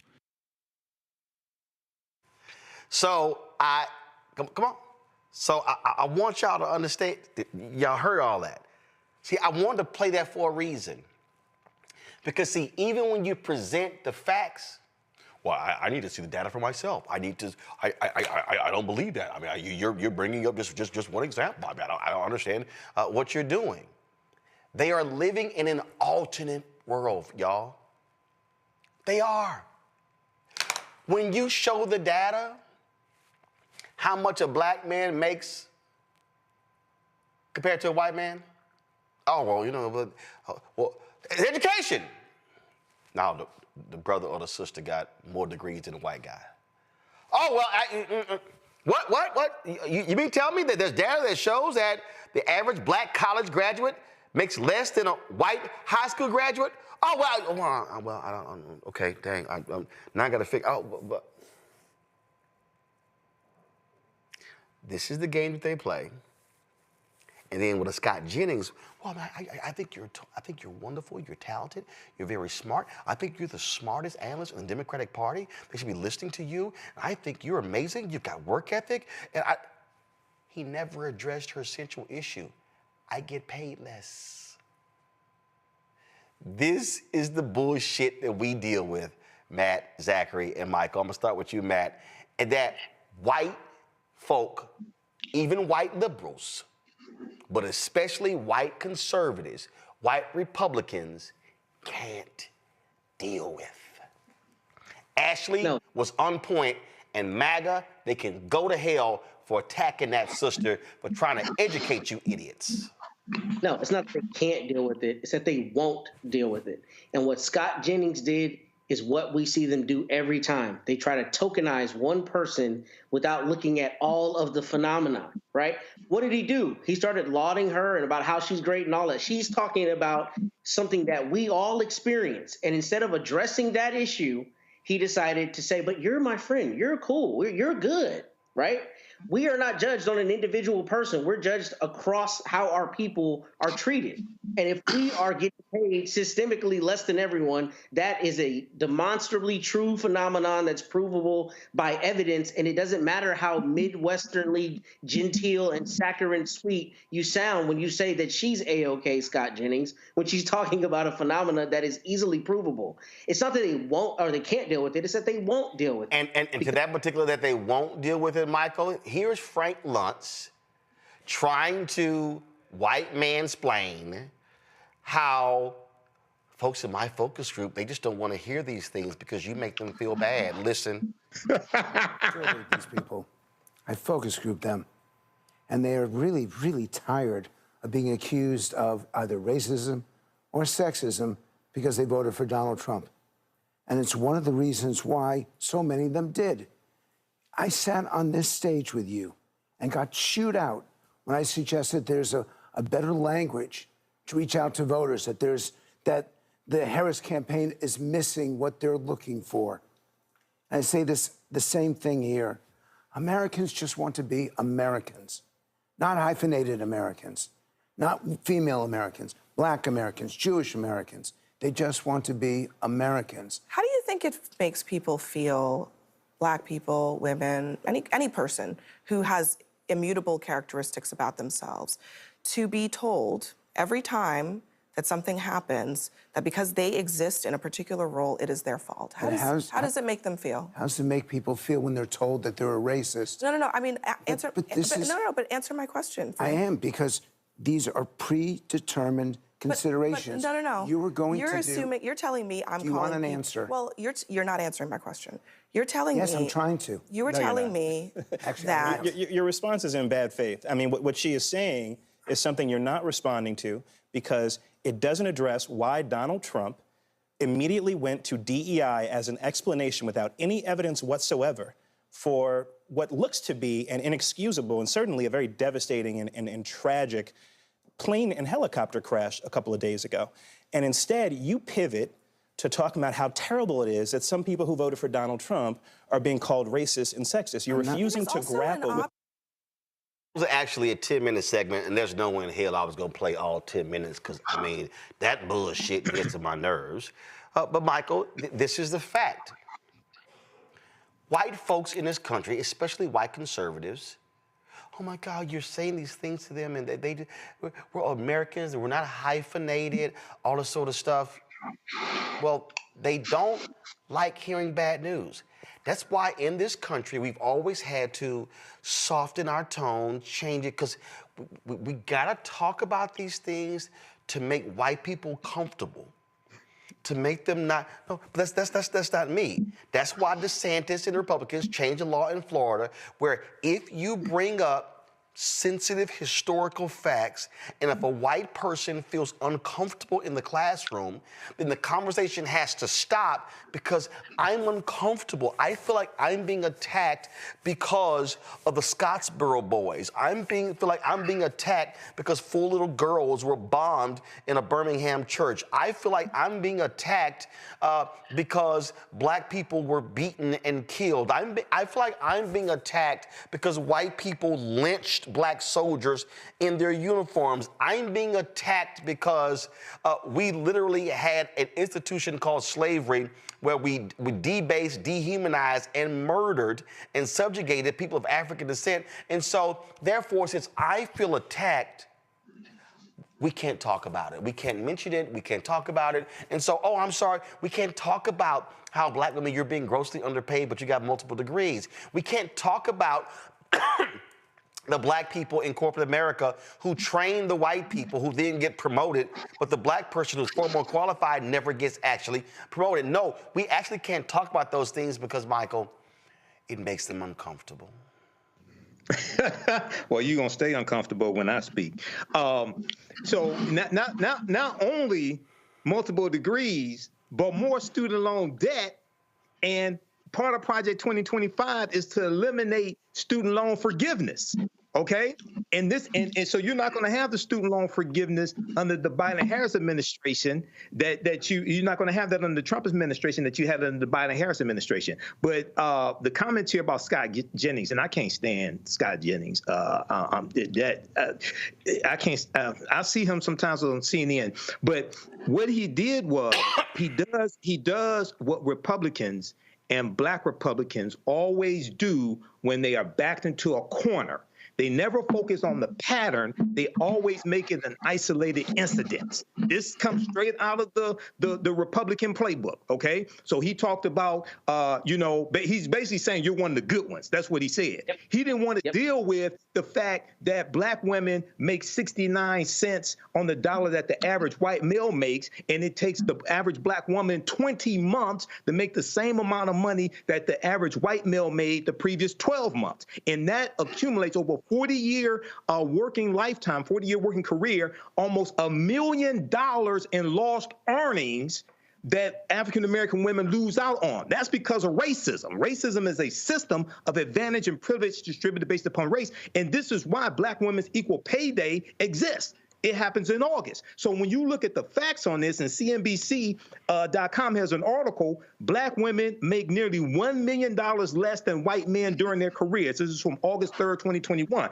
Go deal with the facts on this. So, and this is dealing with economics. They don't want to deal with economics because the whole purpose of racism was to maldistribute wealth, power, and resources into the hands of Europeans. And they are reconsolidating that in this whole backlash that we see, the attack on DEI, rescinding affirmative action. This is countersetting the racial reckoning that took place after the death of George Floyd.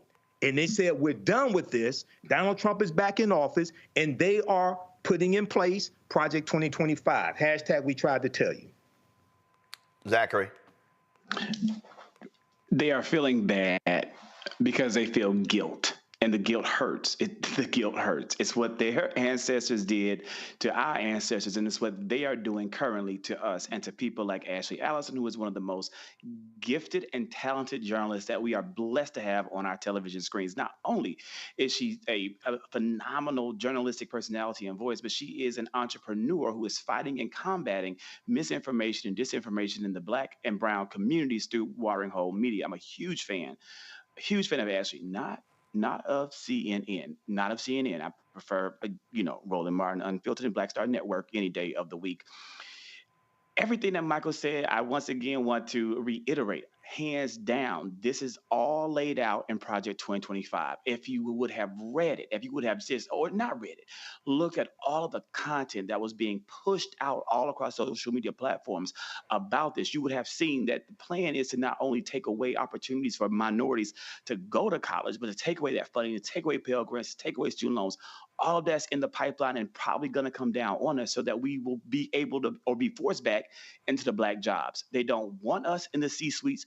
They don't want to see our faces in the workplace. They don't want us represented. They want us in those fields working what they determine to be our Black jobs. And we have to do all that we can to educate our people and encourage our community to fight back through the available means to ensure that that day doesn't happen. We have earned our place. Where we are, what we have earned it. We have over-earned it. We are oftentimes, just like Ashley said, underpaid, undersupported, and underfunded, continuously and consistently. DEI didn't give us any advantages. All it did was give us due consideration. DEI did not give us any advantages. All it gave us was due consideration. The reality, what's this? What does it say, Matt? I don't see color, Roland. I don't see color. How often do you hear that? Oh yeah, which is first of all, I don't see color. Yes, you do. Yes, you do. You see color, and you think I'm the Black that's acceptable. I'm okay, right? You're the one that's all right, Matt. Doesn't matter how we treat the rest of them. You're okay. That's exactly what you saw Scott Jennings do. You're the Black I'm okay with, Ashley. That's what we're seeing. And that's the whole trick of the colorblind society. They try to. Dr. King wasn't fighting for a colorblind society. He was trying to dismantle white supremacy and racism. He was very proud to be black. He talked about that before. He said, "Be black and proud." What they tried to do, what Donald Trump said on January 20th at the when he was inaugurated, is going back to a Supreme Court ruling that Clarence Thomas made. He made the majority decision on. Right, I forgot the case. But it was an argument between Clarence Thomas and Ketanji Brown Jackson, and he was talking about a colorblind society. And this is the language that these conservatives latch on to. We want a colorblind society, merit-based, so we're going to get rid of affirmative action and DEI, and everything's equal. That's all. So I want folks, again, for all these folks the Scott Jennings of the world, and the Frank Luntz of the world, and the Patrick Bet-Davids, here's a perfect example, a study that was done last year. White-sounding names get called back for jobs more than black ones. This is from NPR. It's dated April 11, 2024. It said 20 years ago, 2 economists responded to a slew of help-wanted ads in Boston and Chicago newspapers using a set of fictitious names to test for racial bias in the job market. The Watershed study found that applicants with names suggesting they were white got 50% more callbacks from employers than those whose names indicated they were black. Researchers at the University of California, Berkeley, and the University of Chicago recently took that premise and expanded on it, filing 83,000 fake job applications for 11,000 entry-level positions at a variety of Fortune 500 companies. Their working paper, published this month, entitled A Discrimination Report Card, found that the typical employer called back the presumably white applicant around 9% more than the black ones. That number rose to roughly 24% for the worst offenders. What's it? So this is the point. Same resume, different names. Mm-hmm. That's what Ashley Allison was trying to explain to those idiots, that you can be black and you can have 5 degrees and you can have a law degree and an MBA and they will underpay you compared to white counterparts. And here's what's crazy. Happens to white women. I remember there was a woman who went to seminary and applied for a job at a Southern Baptist Convention church. She was a single white mother.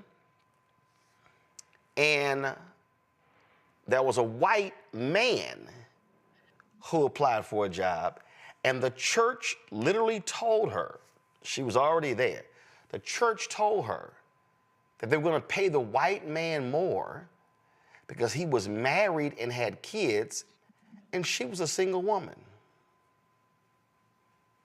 Not, are you doing the job? Not, are you a hard worker? Not, are you competent? No, he's a man with kids and a wife, and you're single, so you don't actually need as much money as he does.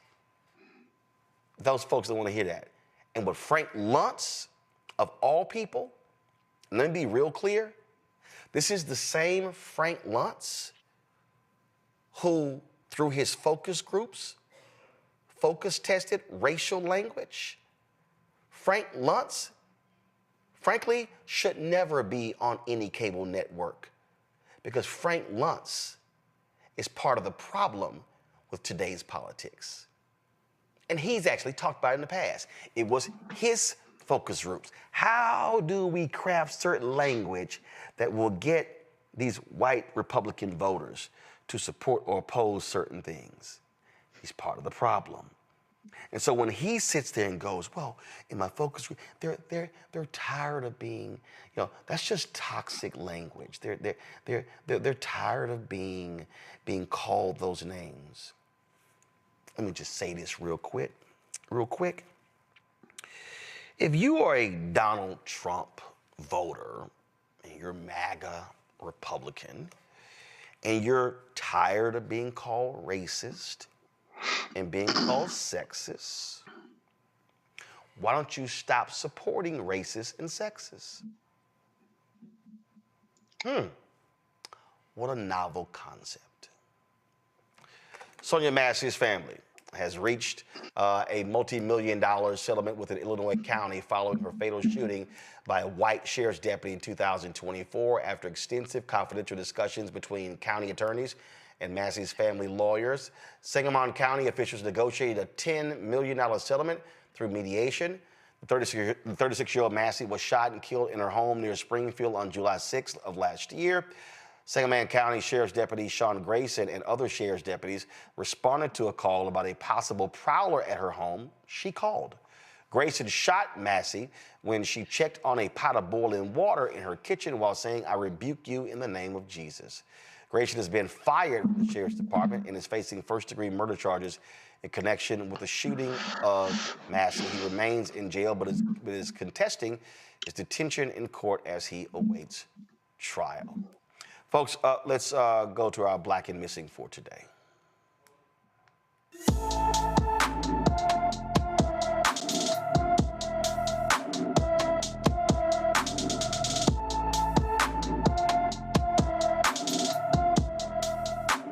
On October 2nd, Kaylin Alicia Anderson was last seen in Huntsville, Alabama. The 18-year-old is 5 feet 5 inches tall, weighs 136 pounds, has black hair and brown eyes. She was last seen wearing green pajama pants. Anyone with information about Kaylin Alicia Anderson should call the Huntsville Police Department at 256-427-7117, 256-427-7117.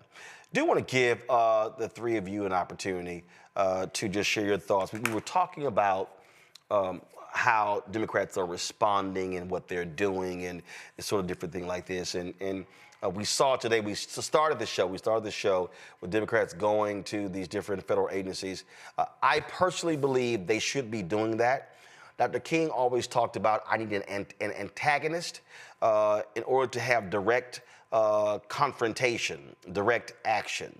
And so I think it's important for the nation, the world to see how Donald Trump and his co-president Elon Musk are refusing to allow members of Congress into these federal buildings. Those things should be shown. And so I just think that, and also from a messaging standpoint, when you see what Congresswoman Jasmine Crockett is doing, Congresswoman Summer Lee, the reality is they have limited power to take certain actions.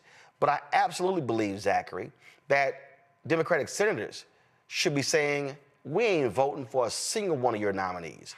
They should be saying, we're going to put a block on considering any of these names. They had more than 15 hours of filibustering to stop the OPM, the budget director from being confirmed. He eventually got confirmed, but they should be using every single tactic to shut the GOP down as best they can.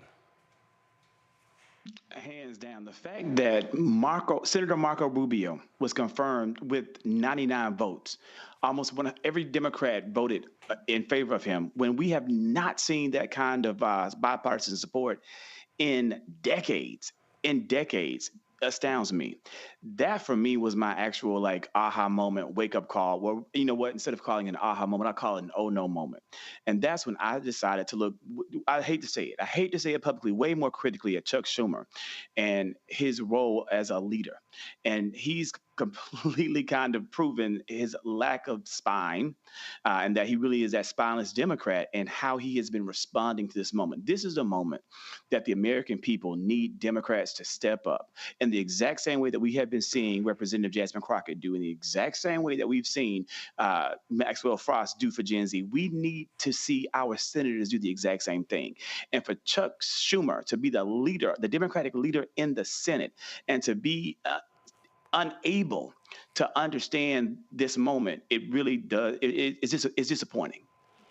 There was something that Karen Swisher said. Kara Swisher. Give me 1 second. I'm going to pull this up. And I really think this is important, Matt. And we've talked about it on this show numerous times. But this is her on CNN, and she talked about normalizing. Listen to this. One of the things you're saying is like, there should be cuts, and maybe he has a point. This is what you're walking right into their trap. They should do it by passing legislation. They should do it legally. They're not interested. What they do is they depend on your civility, and including the media is like, well, they have a good point. Well, sure, but this is not the way to do it, and therefore they've won the battle already because you're agreeing to it, but they're doing it in ways that have nothing to do with legislation, the power of Congress, and other laws. So what's the difference how they do it? Well, it matters how they do it here, and that's why they're running over you, because nobody's stopping them and saying this is just nonsense. And let me just say the last thing is they distract with other things, whether it's DEI with plane crashes, everything else. Well, they're doing that. So over here, they're doing the actual thing, which is the actual destruction that you can't take back. And what they're also doing is they are playing on the media and others in terms of, you know what? They are, like, matter of fact, listen to this. There should be cuts, and maybe he has a point. This is what you're walking right into their trap. They should do it by passing legislation. They should do it legally. They're not interested. What they do is they depend on your civility, and including the media is like, well, they have a good point. Well, sure, but this is not the way to do it, and therefore they've won the battle already. Right there. They depend on your civility. That's the mistake the Democrats keep making. They're playing institutionalists. We're going to be civil. And they're like, yo, we're going to be gangster. There's no greater motivator than fear, period. And our government is not afraid of us, period. And that is why they are dismantling the government before our very eyes and allowing pushing us into the point where we're trying to rationalize it and, try to fit it into this box of civility. That is not going to work. It's not going to work. Now, don't get me wrong. I'm not calling for anarchy, but I don't understand how we as 334 million Americans are being held hostage by two dudes. I sent Carol an article from Wired, and the article says the United States is not a startup. And that's what Elon Musk is trying to do. He's trying to run this like a private business, whatever they say. What is it? Run fast and break things, or whatever the little saying is, right? It's not a startup. This is the United States government. So when we're talking about, various agencies being dismantled that affect essential services that people rely upon, like that's the thing that I don't understand from the standpoint of, even if you're a Republican, even if you're a fan of small government, the idea that the government is being dismantled, just the basic essential services are going to be dismantled, extraordinarily concerning to everyone across the political aisles. Right? Theoretically, you can be a person who is a conservative, but who does not like the idea that the Constitution is being run roughshod by people who don't even have, an obligation because they're elected. Elon Musk, folks are not elected. They're tech oligarchs. And the problem is this government is going to be, completely eradicated down to the studs, just like this article says. They're going to rebuild it in their image in the way that is advantageous to them. And in the meantime, we're going to sit and debate every finer, granular issue of political strategy on how to approach it within the normal confines when they are not playing the normal game, right? It's like the kid, when you play a game with the kid and they just refuse to abide by the rules and they do whatever they want, they declare themselves the winner. You either don't play with that kid, or if you end up having to give them the smoke, you give them the smoke. That's where we are. We cannot use the same mechanisms we normally use.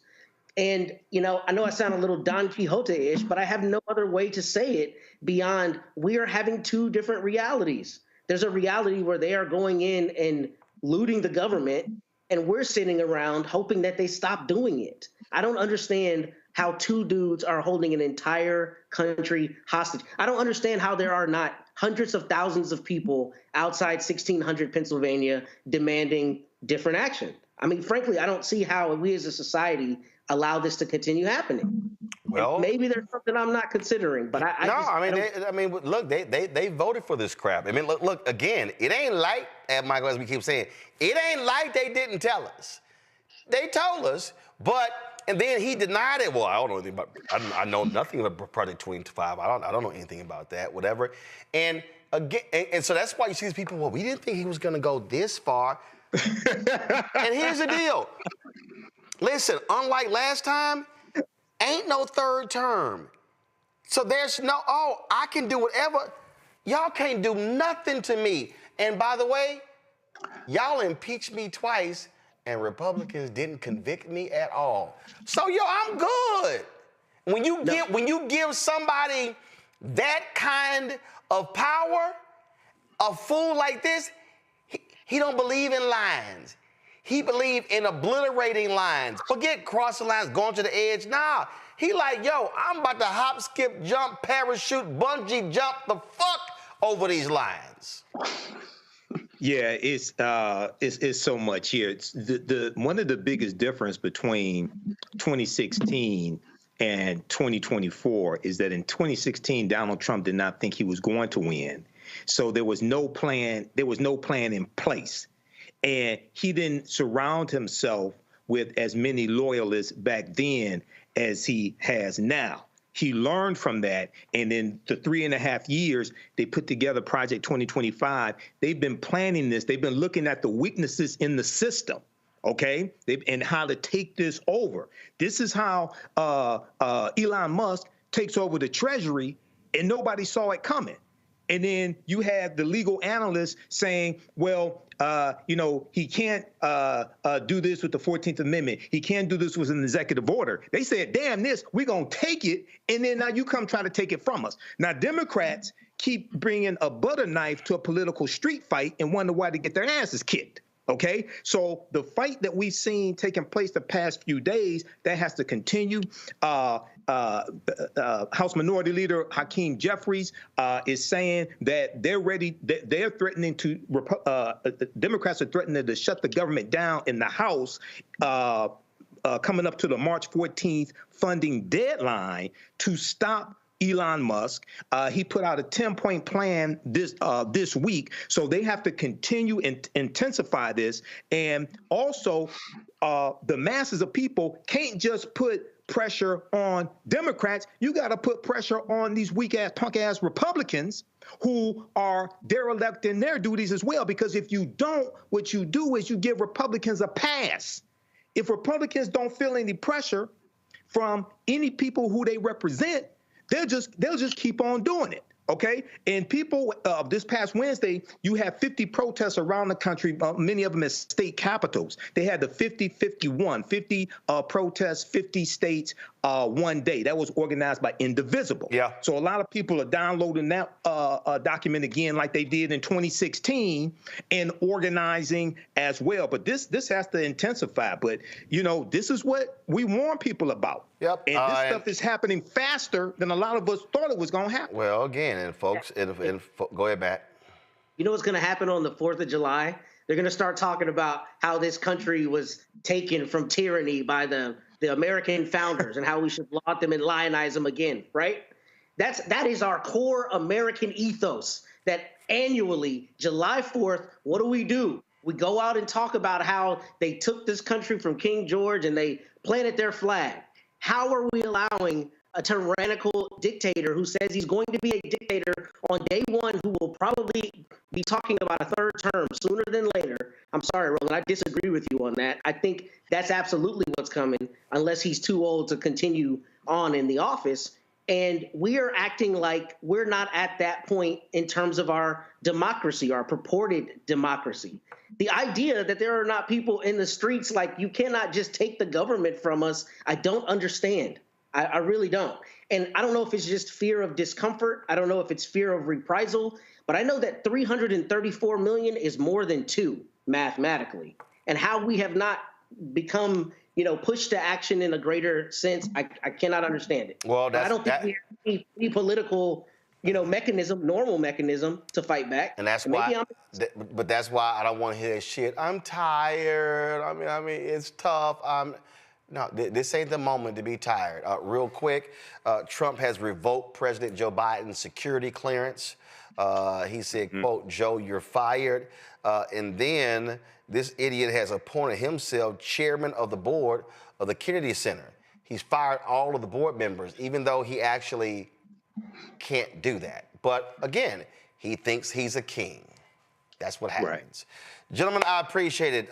Zachary, Matt, Michael, thank you so very much. Hey, folks, we do our best to cover all these stories. It's a lot of stuff I didn't get to. Understand, this stuff is real, what's going on. This stuff is real. And what we are seeing is an absolute coup, a takeover of this country. And if you are going to sit silently by, that's all up to you. We won't. We will speak truth to power. We will call things out when we see them. We will show you what the facts are and what needs to happen. But your support is critical for us to be able to do that. I keep telling you, there are no millionaires and billionaires sending us money. It's not. Oh, I know a lot of these people. I know a lot of these entertainers and folks in finance and folks in corporate America. They ain't supporting us. Now, when they get in trouble, I get a text. Hey, can you talk about this? Can I come on? They're not supporting with their resources. And so I appreciate every single one of you. I see some folks who are in our chat. Brother said, man, I sent my $50 in. I appreciate y'all who do it because the work that we are doing is so vitally important. We're rolling out a test show next week. I can't wait till you hear it. We're going to have new episodes of course, Balanced Living, new episodes of The Black Table. I'm looking to launch a business show. So we are all about the focus of covering the news and the issues that matter to you. So we want you to do us a favor. And it's very simple. 20,000 of our fans contribute on average $50 each. That's $1 million a year. That is absolutely vital, important for us to cover expenses, for us to be able to travel, for us to be able to be on the ground. Because listen, I'm not trying to sit behind this desk or sit over there every single night. No, we know we're gonna have to be out there covering the stories, going to cities and towns across this country like we've done over the last 6 years. So your dollars absolutely make that possible. So if you want to give via Cash App, remember Cash App has closed down all of our accounts because they changed their rules when it came to the type of companies. You can only have an LLC. Well, we are an Inc. So we're not an LLC, and so that's why we had to shut those down. But of course, we figured out a way around that. If you want to give us via Cash App, use the Stripe app. The QR code is right there. Very easy and simple to use. If you're listening, go to theblackstarnetwork.com to check it out. Send your check and money order, P.O. Box 57196, Washington, D.C., 20037-0196. PayPal, R. Martin Unfiltered. Venmo, RM Unfiltered. Zelle, Roland at RolandSMartin.com. Roland at RolandMartinUnfiltered.com. Don't forget, you can download the Black Star Network app, Apple phone, Android phone, Apple TV, Android TV, Roku, Amazon Fire TV, Xbox One, Samsung Smart TV. Also, get our merchandise. That's right. Our 2 shirts right now. We got other merchandise you can get, but hashtag, we tried to tell you, FAFO 2025. Also, don't blame me. I voted for the black woman. Go to RolandMartin.creator-spring.com, RolandMartin.creator-spring.com, or go to theblackstarnetwork.com. You see the QR code. You can use the QR code right there as well to access that information.